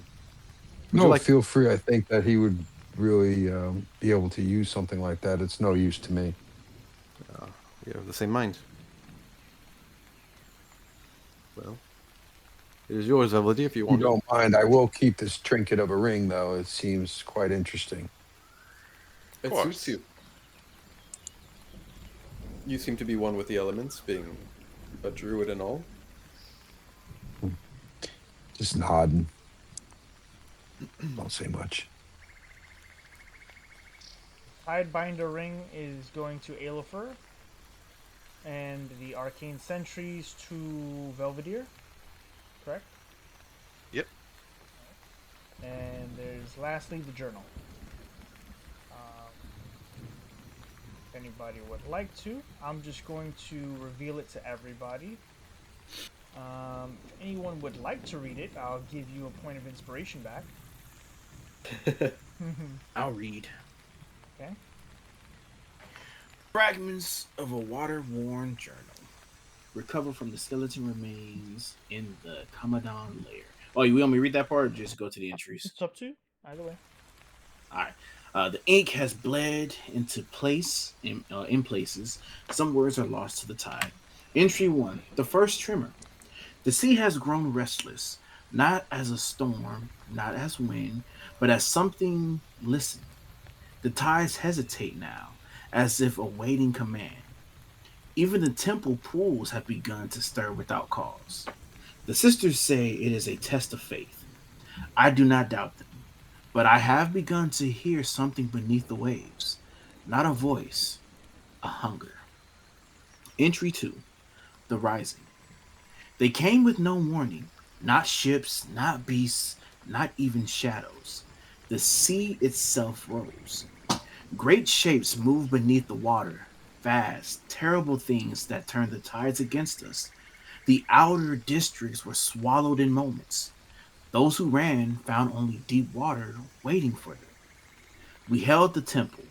We sang the hymns of the twins until our voices broke and the waters filled our lungs. Still we sang. Still we held. Entry 3. Unable to read. Entry 4. The last passage. We opened the deep corridors, children first, then the wounded, then any who can still walk. The sea followed us, even there.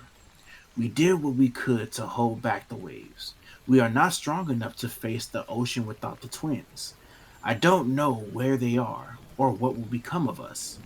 We will make for the surface.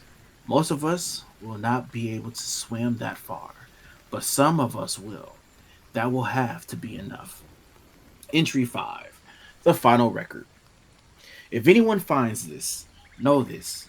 We did not falter in our charge. We saved as many as we could. The city is lost. The Asara has fallen beneath the weight of the deep and the wrath of things we were never meant to face. But our people lived, scattered, broken, carrying what remains. Hope. You cannot drown a god. The twins will return, and when they do, even krakens will drown for their treachery. Thank you. Here, words.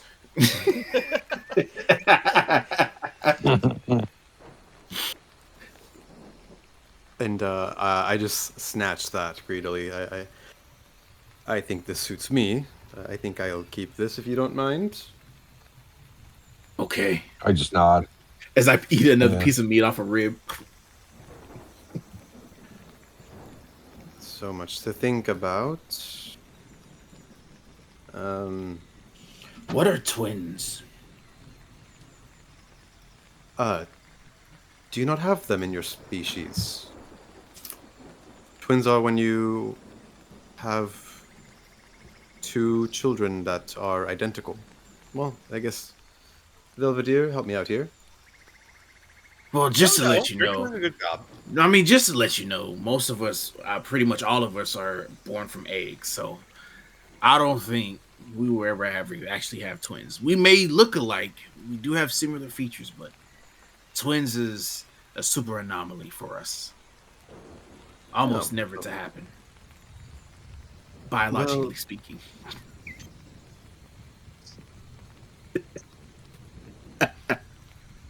I'll explain twin in.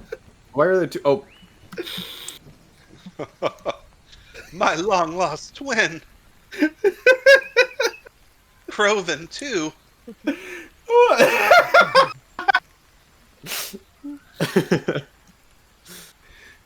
Croven the second. So, with your discoveries, you guys are still heavily wounded. If you want, at the very least, you can begin your short rest and transition it into a long rest. How I run that is basically you'll roll your hit points as is, however many you wish, and as long as you're not interrupted, you're just gonna gain the benefits of the full rest. But Including getting some hit dice back. well, you get the hit dice, and then if you completed the long rest, you'd get all your spells and all that stuff too. Yeah. Mm-hmm. But in the meantime, you would basically roll your hit dice now, and then if you were interrupted, you're only gonna heal. You won't get your other stuff back. Well, since we're in here, I'm gonna take that 10 minutes to cast the hut again, so Okay. we would be protected. Perfect. Okay. So you create. All that right, and if hut. we're doing that, I'm going to sit in that hut and I'm going to create these little, what are they called? The charms? Yes. Okay. You can make up to. You can make a few of them, right? Two of them. Yeah. I forgot to write it down in these features, but Yeah, the protective I charms. remember it. You can make up 2 of them, and you can give one to Oh, here it is. each person. There you go. So you can let me remove these quick. So you can give 2 creatures one of these protective charms if you want to, or one of your players. Sorry, Next time you can Such creature. Yeah, I would give one to Croven, because he's right there in the front line, and at least he'll take a shot off of him. And who was bleeding out last time? That got beat up pretty good. yeah, that would be me. That would be Octavio. Octavio, yeah, I kind of tossed one to him as well. I could keep it for myself, and I'm like, you know what? Here, take this and help you. It'll help you. You're reduced by 1d8 plus 3. What does this look like? It doesn't look like much. It's like It does not match your outfit. Is this like a voodoo doll? Yeah, it's like a half voodoo, like string and like like twigs. It's Yeah. Makes a very I'm ugly chibi of you. like it's just like the it's a doll from horror Lilo and like Stitch. I'm it gonna just doesn't. I'm gonna take it and I'm gonna say thank you very much. And I'm gonna look back to Velvet and be like, this is what the fuck is this thing? This is this twigs? And where did he find this? And Why do I feel so You bet. protected? and I'll just stick it in a pocket in my coat. And turn back. Thank you. This is a wonderful gift, really. Thank you. It means a I lot. think you should put it on right now. It will go in my coat and be safe, I think. Thank you. I'm just staring at him. It will keep you alive. All of his hard work. Think about it. And then Just Croven put it just comes away. over to Alafir, throws out a hand. Thank you. Nod. That's all I get, a nod. I don't get a handshake. All You right. get a nod. You get a handshake and a nod. And I just No walk problem. away. I was thinking of you when I made it, so noted. You're welcome. Oh, he got was the- thinking of me. Perfect. Well, you're on the front line there, man. I'm Taking gonna shots. collect my candles and things and put them back in the little pack.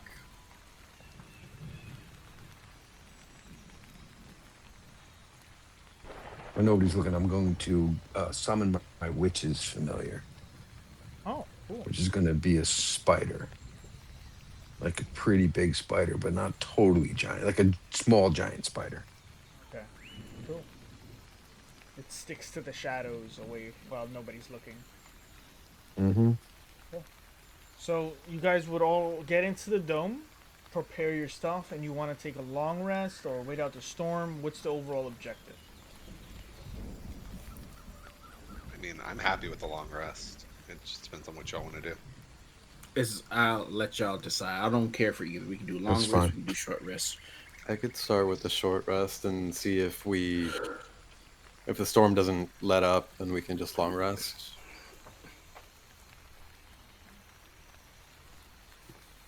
I'm okay with Yeah, a both. long rest is fine. Alifir just goes into a corner and he's just kind of like smoking his pipe, Huh? eating a good berry. So, If anybody's hungry, whatever. Oh no. Crowing full. Yeah, you just ate all those meat. Everyone's short resting? I definitely could use some hit points, yeah. Yeah. so you all take some time to eat, tend to your wounds, bandage yourselves, read some of the journal that you just found. You take a look at the new spell you've obtained, and start just culminating a lot of what's been going on into just your thoughts, your breathing, your focus, trapped on an island, no ship, but signs that point to maybe you're on the right track, hopefully. As time passes, all of you slowly, within the safety of the cave or in the hut, whichever you choose, you start to get some rest and sleep. However, your dreams are difficult. You feel like you're still in the storm. All of you have a dream of not only the jungle still soaked from this rainstorm, but the lightning crashes and you hear and see something moving towards you. You hear wet slapping of feet on mud, bare feet, as they run and run as fast as they can. And soon after, heavier footsteps, more than a few, chase behind. You see hair, brown, obscuring a feminine face. Then you see a smaller individual running and running as things like hounds chase behind. You hear the hissing of snake-like tongues, and you see the individual clutching something in his hand that's wrapped around his neck. Immediately, he gets tackled by something with large claws and teeth and a long, elongated tongue. As he splashes into the water and lightning strikes, you all hear as you wake up to the sound of a scream shrieking in the distance somewhere out here. The sound of someone screaming wakes you. First, all of you heal back to full. Unfortunately, it is not a full long rest. Each of you may recover any spell slot or ability you wish, regardless of spell level. You may recover one spell, one feature, one ability that you've expended so far. And you all wake up at the same time with the same dream.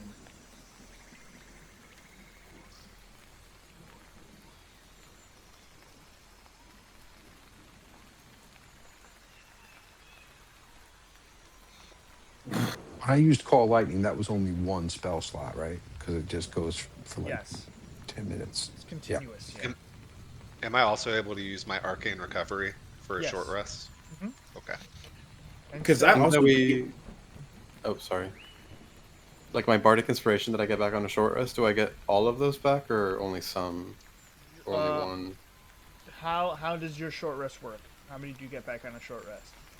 All of them. So then you get them all. Okay.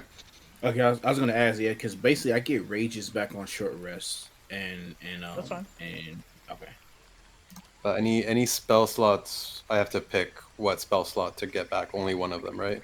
Only one, yes. Any level, as high as you wish or as low as you use. Up to you. only the wizard suffers. The wizard gets he's got arcane recovery and a one. Yeah, I was about to say I've only got one expended spell slot now. All right. So, at the very least, you feel rejuvenated to the call, but the choice is yours. What would you all like to do? Does it still sound like it's raining outside? Yeah. Okay. Like storming still, or did it let up any? You don't recall how long you've been sleeping, but long enough to feel a bit refreshed and forgetful that you're on an island. It felt comfortable at first, but being woken up to that dream and the shouting scream. I'll run to the door. Could I see where exactly the shouting, what direction the shouting came from? Cannot see that far, but make a perception. Not see, check. but hear, like Yeah, make hear, a like perception direction. check. Yeah. 20. The dream, there was a stream of water pooling. You look around at the nature of the terrain, the flashing of the light, and eventually you do hear a scream again, closer, maybe 100 feet, or maybe a little bit further out than that, but it has to be close. It wouldn't have woken you otherwise. We must go. Help. Someone's in danger. It could be the ones we're looking for. Was this like a? Can we tell if this was like a feminine scream or a masculine scream? Hard to depict. but you did see You did see a female and a male in the dream. Um, hard to tell, especially since only Crovin went out to sort of check. Okay. You can tell if it's a female, he'll help. If it's a dude, he's like, "Nah, we ain't going." You on your own, brother. They can handle themselves just fine.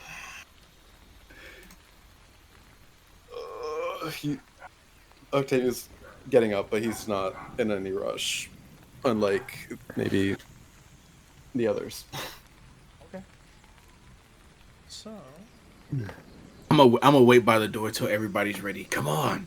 I'm sort of just tapping my bottom claws like I'm ready to go.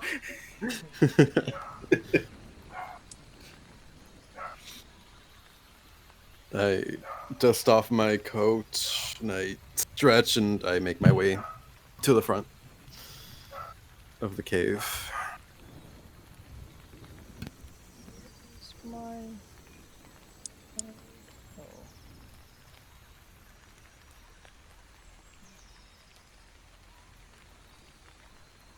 Can't find my homepage. One second.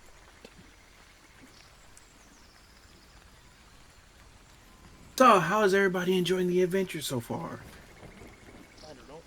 Let's see. You all are starting to make your way, but not with haste. So, hey, I'm trying to do something, but it's there. We go. Let's try this. That works. There we go.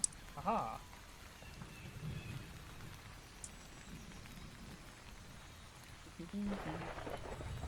Where is group 2 at? There we go. Octavio, Crovin, Belvedere, Aries. All right, you can't just keep tossing out random epic notes.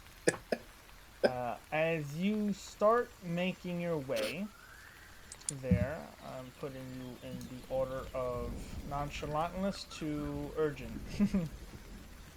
There we go. With that, as you continue to search Crovin, you hear what sounds to be screams and commotion. As you continue searching through the jungle, sniffing and scouring, you hear the stream of running water dominate the area around you. Eventually, you see what looks to be a structure that has been knocked over. It looks familiar, but you're here to figure out where the source of the sound is coming from. You jump atop of it, and you are now looking out at a stream of water that ends here. You were basically at river's end, and there is immediately what you see a small individual sort of trapped in the middle of this river, but he is bound and tied up into a cage, a very large sort of fishing trap. But as you see him, he screams out, "Help! Save me! Save the others too! Please!" You look around to see the danger, and what you see is an old grudge incarnate. Your scales tighten, your blood boils, and for the first time in a long time, you see approaching captives that are running away from Yuan-ti.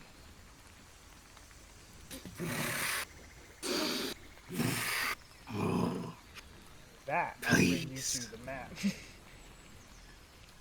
Let me slaughter him. I just thought this was over. You guys thought this was over? I sure did. Damn. Okay, bonus. Encore. Yes, yes. The show must go on. As you begrudgingly chase Crovin through the jungle in the rain and dampness and wonder what is afoot, You see barely with the light that Octavio can manifest from his magic what looks to be a bunch of creatures here and there surrounding runaways. I will show the stream the whole map and ask everyone to click onto their tokens and roll the final initiative of the night. And Godspeed. I want to re-roll that 10. I'm using my inspiration. Okay. Oh my god, and it's 10 again. Okay.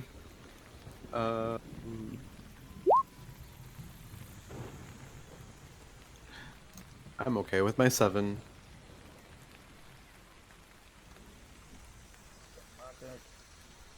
Roll.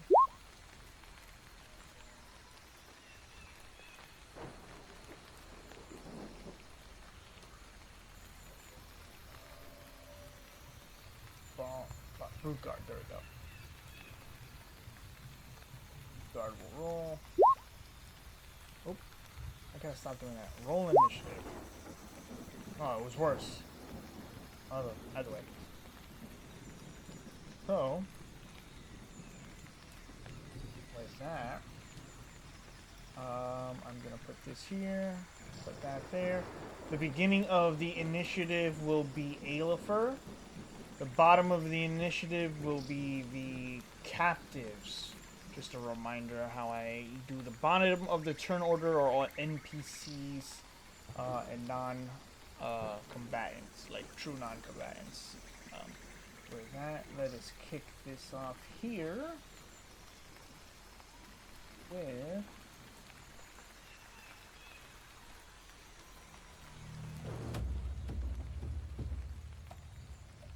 Aelifor. As you sort of assess yourself, you will be first, but I'm also grabbing water, so give me a second.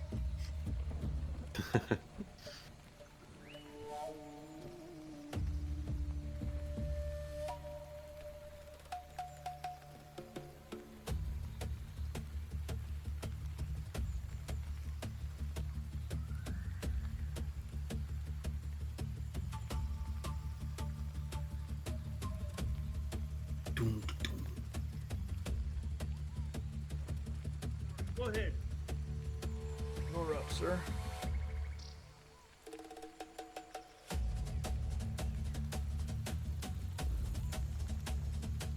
Aelbert? Oh no, hold on. I think I'm gonna try this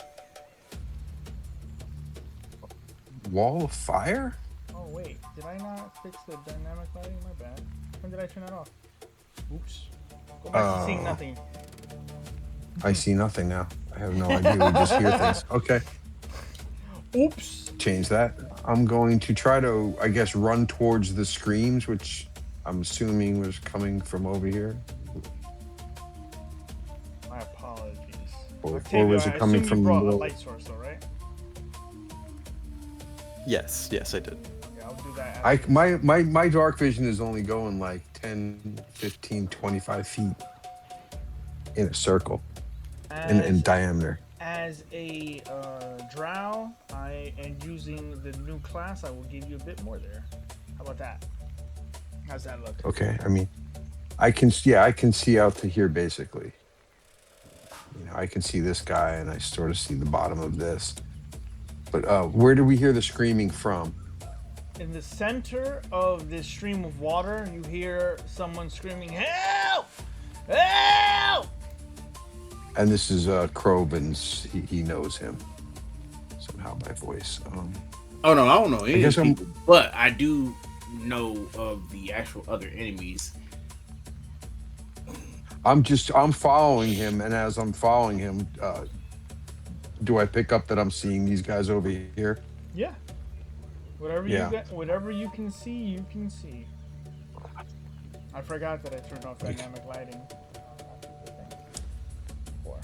Yeah, so if I come up to like here, that's as far as I would want to go. And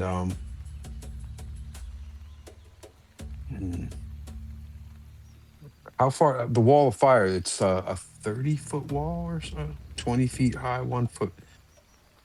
Octavio and Velv, you should be able to see better now. Yeah, a little better. Oh, 60-foot long wall. Okay. Oh, you're making a wall of I- fire I would- between. Between these guys coming from across the lake and the lake. I was gonna say from where's this pointer thing? Yeah, I need a thing because you have a half. Like from here to here. Oh, okay. Cool. You know what I mean? Just kind of block those guys from chasing. Yeah. That's I don't know how to put that up there, but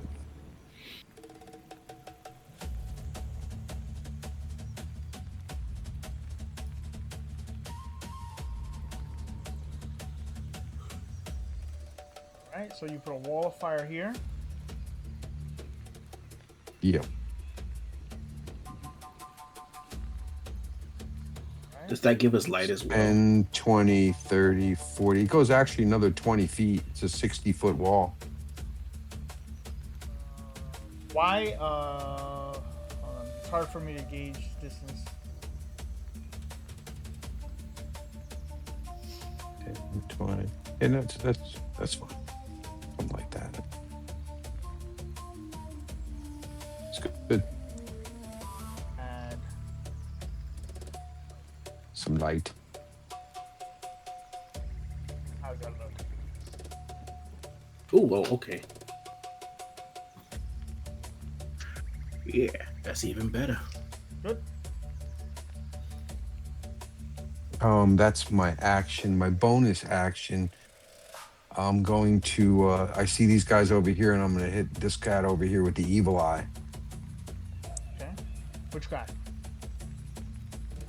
This one of these guys over here chasing the. Okay.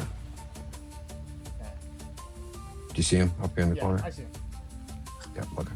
Okay. So you gotta make a wisdom save. Oh, it's gonna be a fail. Yeah, it's a fail. So first he has evil eye, right? And then also choose which ability you want to give him. Extra damage. It's going to be the damage, yeah. Okay. So, all right. So you look out. You see the predicament. There are creatures chasing innocent people. You reach out and immediately smack your hands together and create a wall of fire across the stream. All of you see a torrent of fire just rip out from the ether and allow you to see. And it's been great now, because now you've got options. With that, it is the Yuan-ti turn. Unless, Kroven, you have a higher dexterity. What's your dex? My dexterity is 16, so +3. Okay, you're going first. So what I'll do is, because I also have wolf form, I can move stealthily at regular pace. So that's what I'm gonna do. And also I'm gonna hop inside the water right here. And basically I'm just gonna just only thing that's really out is just my nose. And so I tell the guy, quiet, you fool. You'll get yourself killed and all the others. Me and my companions will try to save you, but you have to be quiet. Help! Help! make a persuasion check. Persuasion. 6.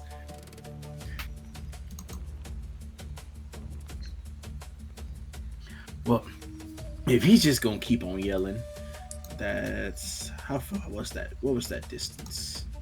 That was here. 5, 10, 15, 20, 25. I also Okay, I can believe go that you have to roll damage on the firewall because 2 of them were in contact with it, Aelfer. So I think roll. Check how much damage you're supposed to roll and roll that for me, just in case. Would talking to them be considered an action? Depends how long you want to talk to him. Well, as soon as I said that, if I noticed that he kept screaming help and help, I was like, okay, I'll just move on then. Yeah. Okay. So basically, I'll dash 60 feet. Dexterity saving throw. Failed save. A creature. On a failed save, a creature takes 5d8 fire damage. So roll Yeah, back okay. 5d8 damage. both fail. So I'll basically move here. I'll be covered still in the water. Okay. Alright, so this You one. You want to use that for both of them? Yeah. That's fine. So 2 of them take 2. Or I can roll it again. I don't care. It doesn't matter. Right, they both fail. They both take 22 damage. Yeah. At the first placement of it, they'll still take it if they try to go through it or anything. All right, so Kroven, you try to convince him to be quiet, and he keeps screaming as he's basically drowning here. And you're like, "Be quiet, you fool!" And he's just like, "Help!" As you leave him to drown, you make your way to the northern part. Any more movement or anything? No, that's it, because I can only dash 60 feet. All right, the Yuan-ti are going to rush over here. Well, the first one over here is going to see you in the water, and he's going to say, "Istarhas, stop fighting. Join us. Grab the little ones." I need you to make a charisma saving throw. Who, me? Yeah. Oh, they can see me in the water? There is a massive fire.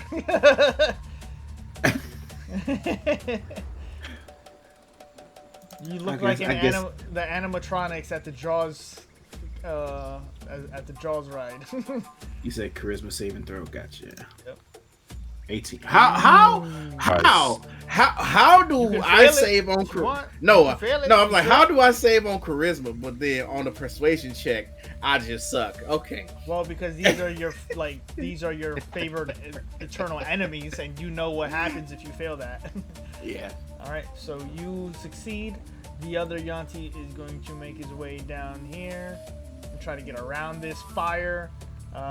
He's going to look up and he is going to curse out, "Get down! There's no running from us! Why don't you try to get up here? First one comes up here, I'll fucking knock your head off!" And you see what looks to be a half-orc, just tired and backed up onto this tall, ruined remains of whatever the structure used to be, as he's just surrounded by Yuan-ti. I think that's the last of the Malisons. It will be Belvedere's turn. Alright. As I see Fireball. Nice. He Hold on. uses the flame wall as fireball, just mutates it. Should, man. Flavor would be spicy. Mm-hmm. Huh. Hey, there we go. That's not hitting You're not the getting Drogon, up right? top, right? I'd say you could do it in a way that doesn't hit him, yeah. That's fine. Okay, so I'm gonna shoot it at those three. Alright, so that's 1 Malison and 2 Broodguard. Yep. Alright, that's a 14, and then 18, and 21 on the Broodguard, damn. Dang. 29? For 29 fire damage. 14? Yep. So 14 on these is still a big hit. And then 29 on the Malison is... Oof. As you see all the fire, you start snatching them and boom, throw out a bead of flame yourself. It creates a massive explosion. I said explosion. There we go. As a The raw power. The raw power. As a fireball explodes in the middle of the forest. It looks like the Yuan-ti are just taken aback by this ambush. Sorry, I skipped the rest of it. Let's do that. Okay. Anything else? I'm also gonna do my bonus action blade song. Okay. Do you want to use any movement, or you want to stay here? Yeah, I'll stay here. All right, Octavio, you're up. I think Octavio is going to go up here 30 feet. And then, range of 60 feet. I think 2, 3. All right. Oh, they're looking rough, huh? Okay. Oh yeah. Uh, Firewall, fireball. Firewall, fireball. Okay. In that case, I think. Yeah, I'm gonna vicious mockery the Malison over here, and I'm gonna say to him, "No, stand there. If you're going to die, at least block it properly. For goodness sakes." And I'm gonna, that's gonna just be A wisdom save. wisdom save. 17. 14. 4 psychic damage. That's literally just enough. As he starts getting up from the fire, don't stand over there, stand over. And he's like, as he listens to the words, not looking where you just said that, he just walks into the fire and just as he just literally just ignites, just like walks one step as you tell him to walk in the wrong direction, and he just gets immolated. And yeah, he's down. Amazing. As a bonus action, I'll throw a Bardic Inspiration at Elifer. I think it's bugged. Are you hiding? Did you take a hide action, Elifer? Or are you just heading normally? Oh, I'm just right in the middle.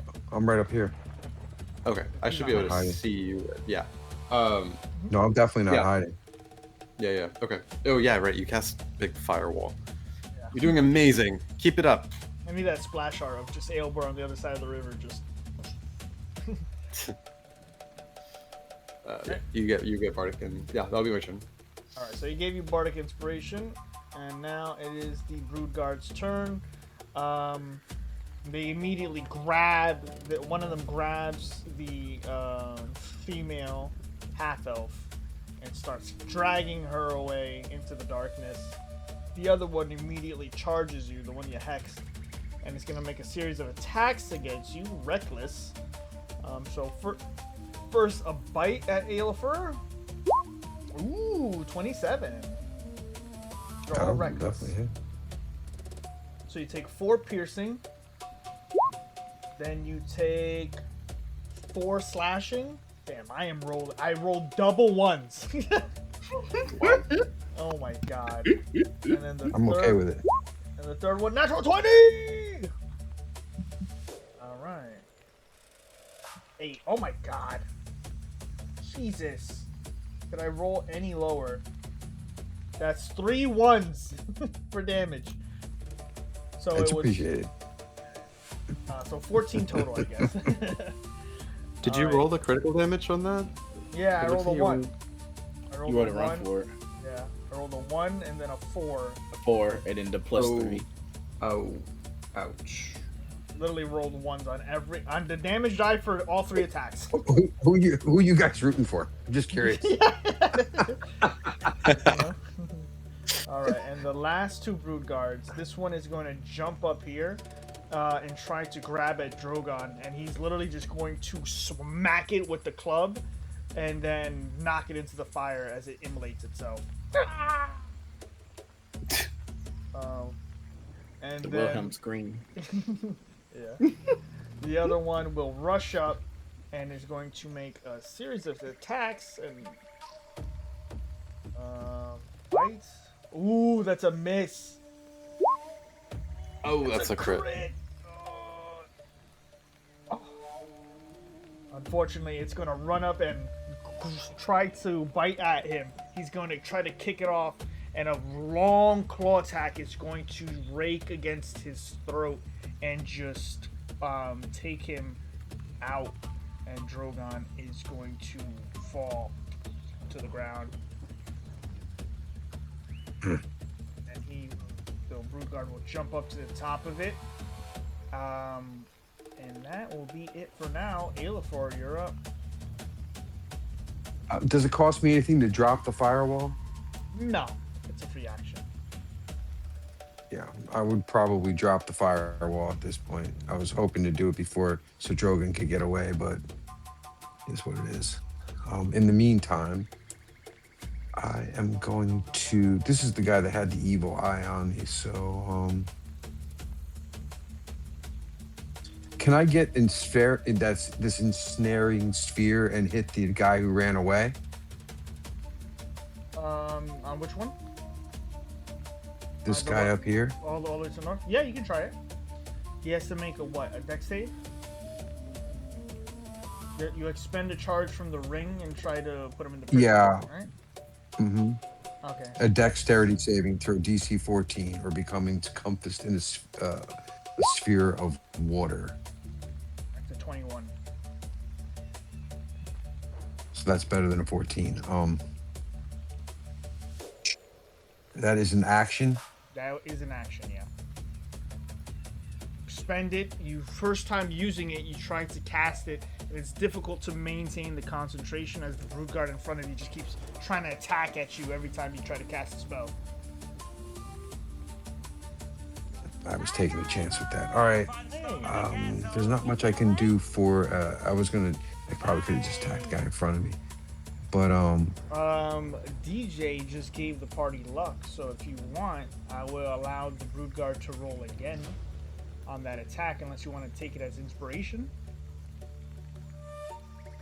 If you like to take, make him make another check to see if he fails this time.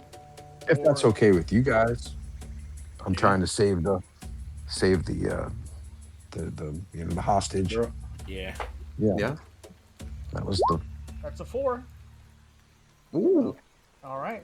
So Let's put him turn in the tide there for that girl anyway. Yeah, I'll put him in the bubble. So I basically yell run as I kind of just push into this guy in front of me. As you push past him and use the Tidebringer ring, and it immediately shoots out an orb, tired or torn of water, collates around the brood guard, and he's now in prison. You still have your And bonus. I just yell at her, run. He goes, My bonus action. he will run for cover over here towards you guys. The beast shape is an action, right? This wild shape. Yeah.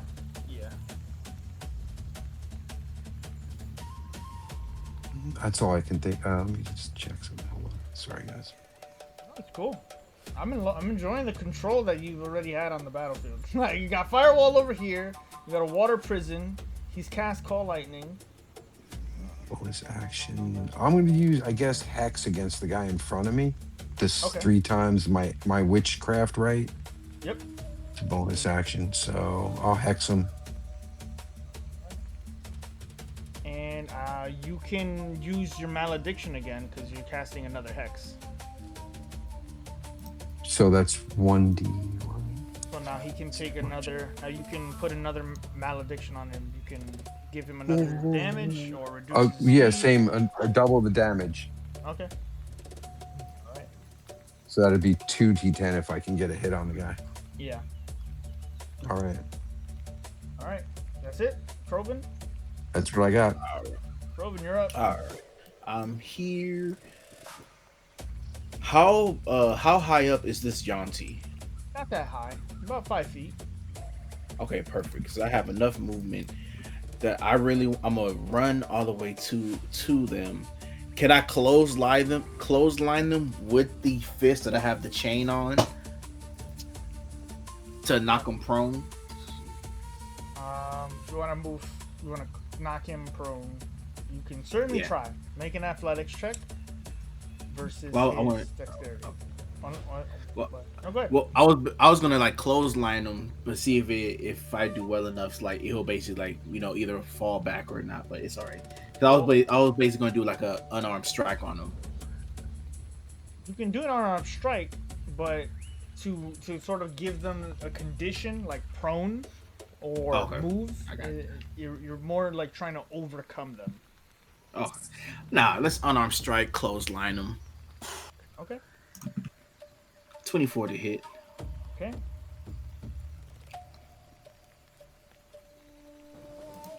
Rock comes out of retirement. Clothesline him.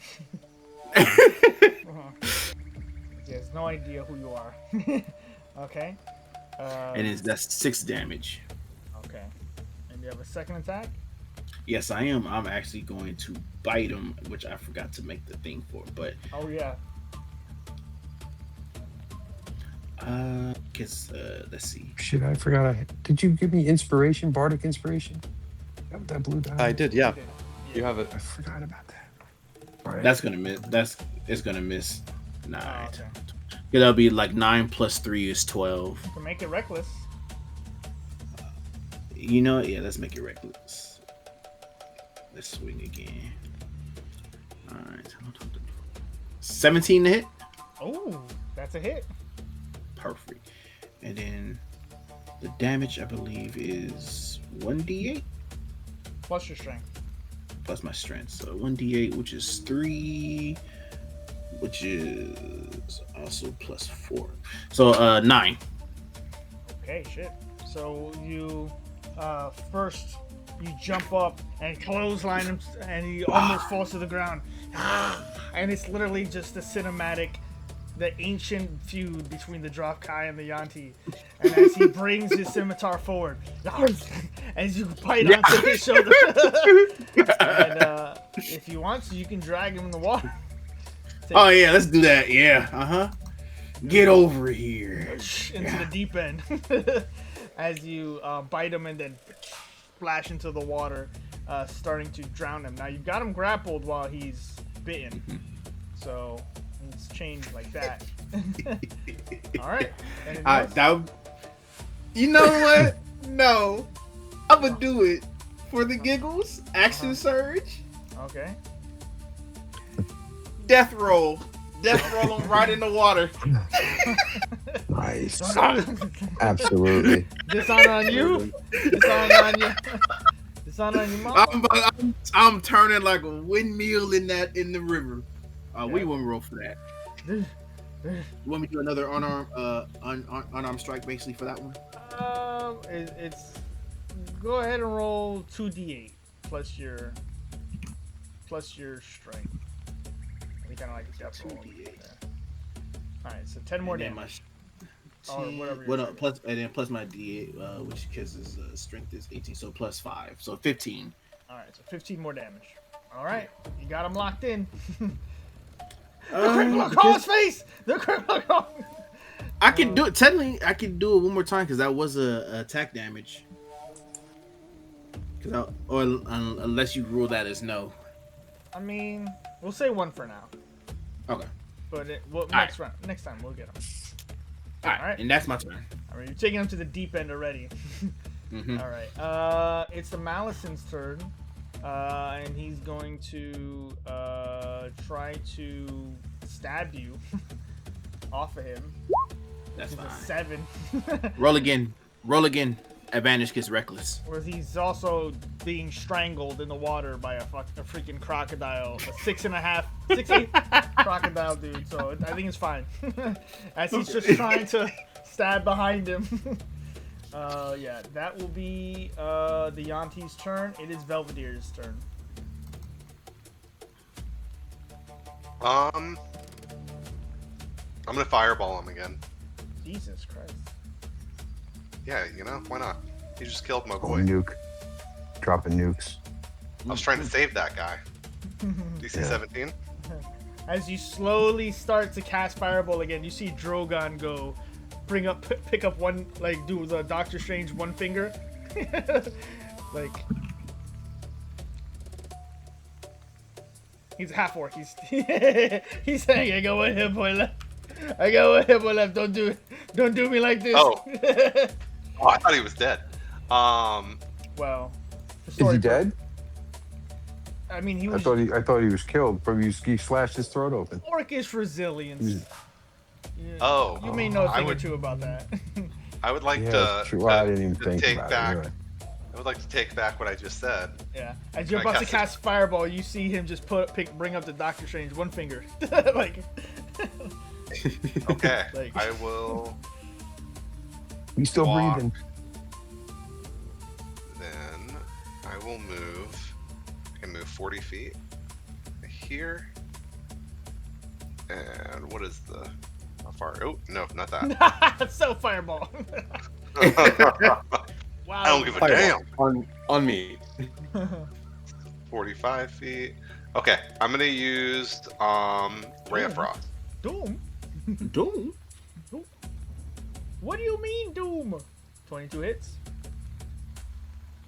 For 6 cold damage, and it reduces his. Speed. Oh, I didn't mean to do that again. It reduces his speed by 10. Oh, nice. Cool. Pretty cool. And that'll end my turn. Allow me to break the ice. Okay.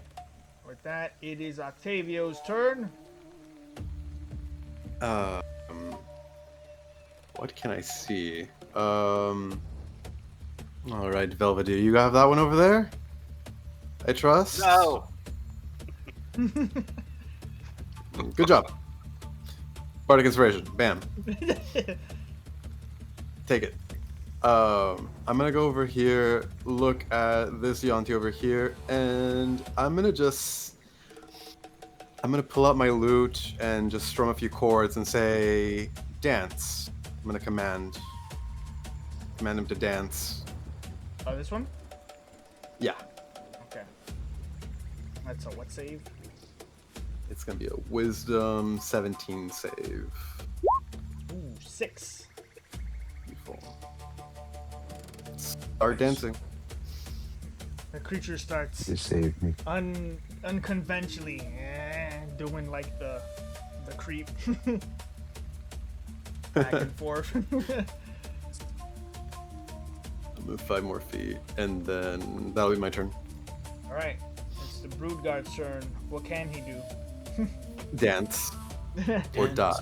He No, dances. Dance. Magic dance. The Broodguard dances. The other one will jump down and circle around and just get to here.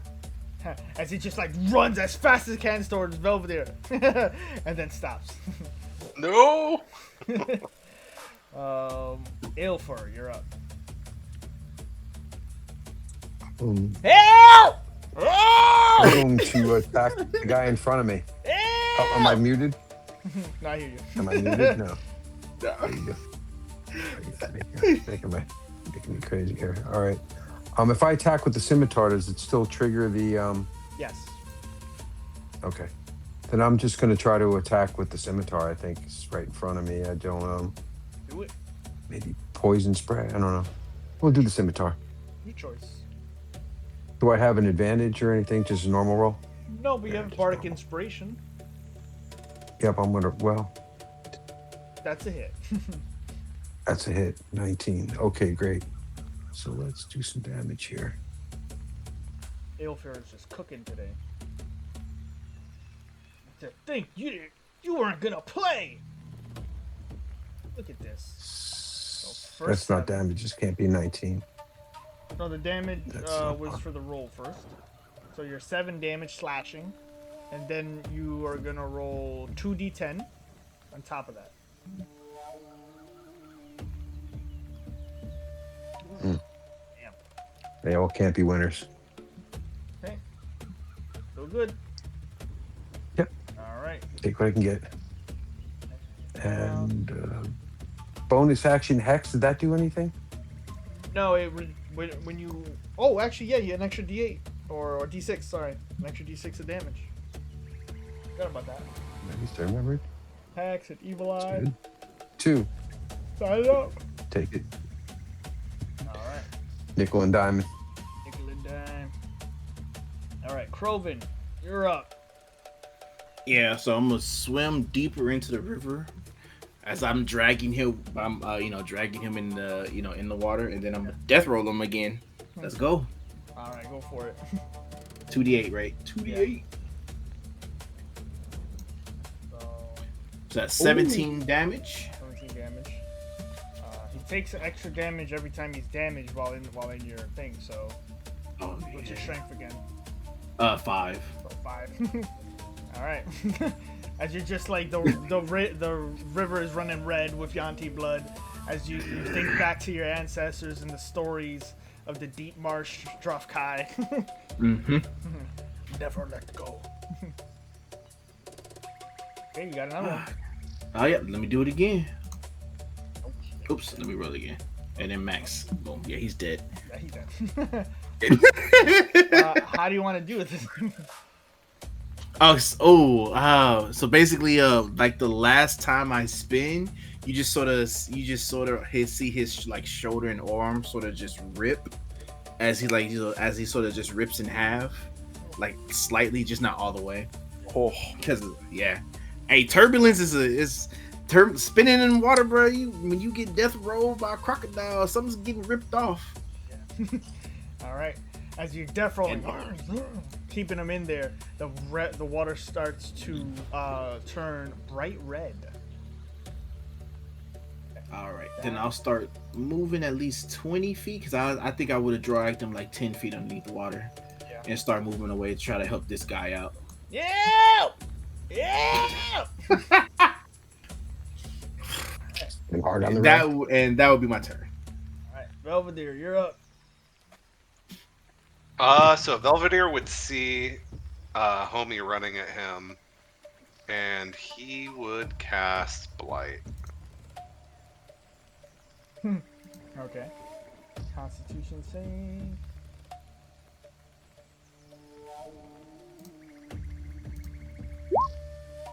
Nice. So you take 32 damage. Okay, nice. As it's running towards you like a dog, it just immediately, as it just body just sort of keels over and mulchifies into like a mixture between paste and discarded leaves that you put in the back of your whatchamacallit, the garbage truck, you know, all that mulch.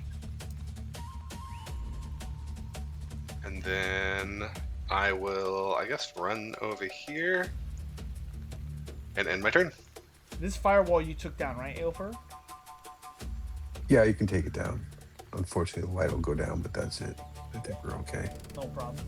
I'll take this down real quick. Alright. Octavio, you're up.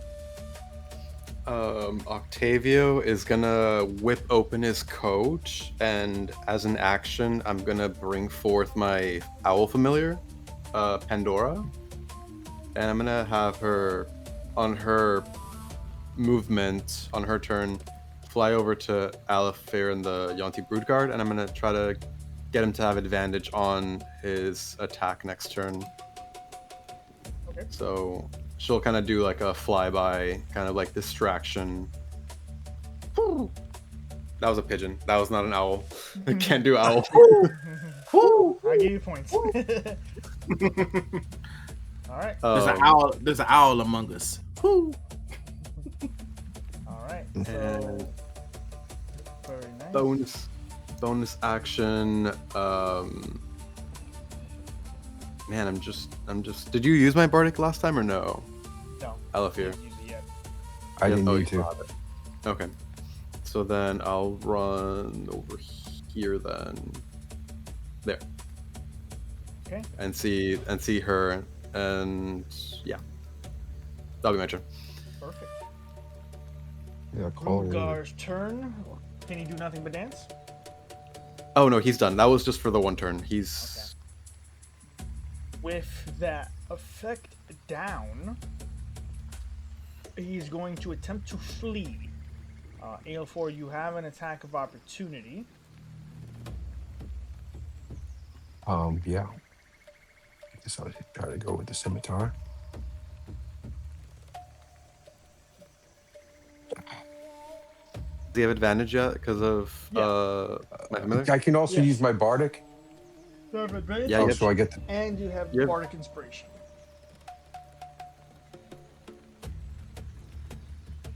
I'd roll twice Yeah. to take the advantage. That automatically just rolled though. To just damage it again. No, just roll again, like for an attack, another attack, not the damage. Oh, I'm sorry. No, you're good.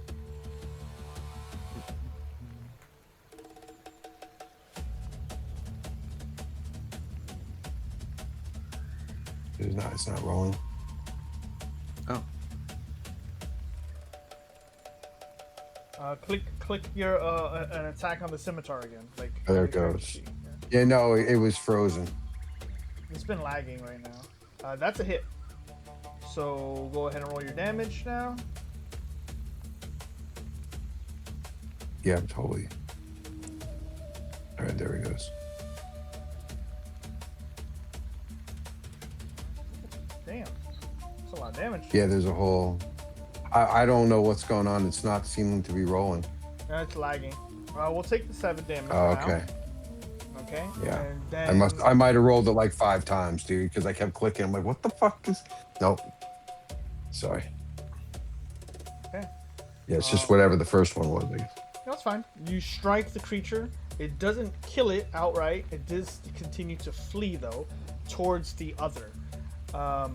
It dashes over here as it grabs the other brood guard from the sphere of water. They both free themselves and try to make an escape into the jungle. However, from the shadow that they run to, you see one streak of pure silver blade strike down one brood guard before a sort of radiant energy sort of explodes from the weapon, followed by a second strike, and then a fury of these radiant attacks as they cut through the brood guard. They both go down. Oh, and I need to bring in...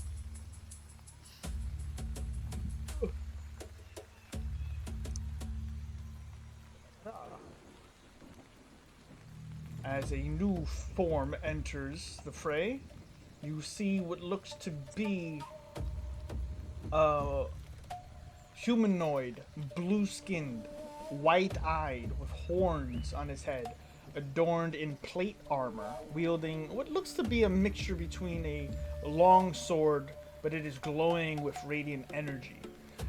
As he enters the scene and looks around you all, Octavio, Crovin, Aelfir, and Belvedere, he says, "It looks like my watch has ended." And that is where we're going to have to end tonight's session. I couldn't hear anything because I'm underneath the water. Well, here's something I would like you to know as we wrap up the session, because we did run pretty late. As the new form enters the fray, what we are not aware of yet is the blood in the water produced by the Yuan-ti you killed not only spreads and creates a pool of red in this, what should be clean rainwater. As you start dragging yourself out, unbeknownst to anyone yet, the river runs bright red, consistently. The volume of which changes the entire hue. It is not just red from that one body. Somewhere further out, a ritual is beginning. A ritual is forcing some sort of effect. And this river is indeed running red with the blood of many, many sacrifices. But that is where we will pick up next time. Dragon balls. Amazing. Thank you. Woo! Good job, everybody. Well done. Thank you. That's great. That's a good time. I'm going to put on... I love and hate Octavio. I say it. I'm gonna say it. I just gotta say it. I'm gonna say it.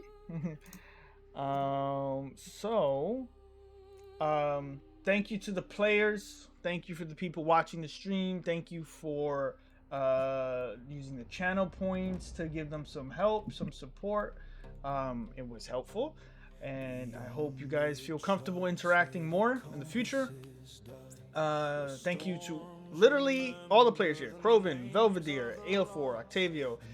I appreciate you guys so much. I hope it was worth your time. Hope you enjoyed it. Yeah, man. Yeah, it was a blast. 100%. Yeah, bro. So See you next week. yeah, I'm looking forward to it. So we're gonna end the stream here. I'm gonna chat with the players. Feel free to check out the VOD of the previous group now, to players and viewers. See how they fared in their first attempt at this, and now you can kind of compare and contrast, and then kind of you can follow them. Check out of the Abyss. We are coming towards the end of our campaign, so things are getting spicy. And yeah, thank you again. Have a good night. Peace. Bye. Yo, see ya. Bye. Great stream. Thank you. Ellsworth, Aria, everybody, DJ, Phil, Blue. I need See ya. 6 layers of onion. You gotta make sure everybody. I think that's everybody. Thank you. Peace. See ya.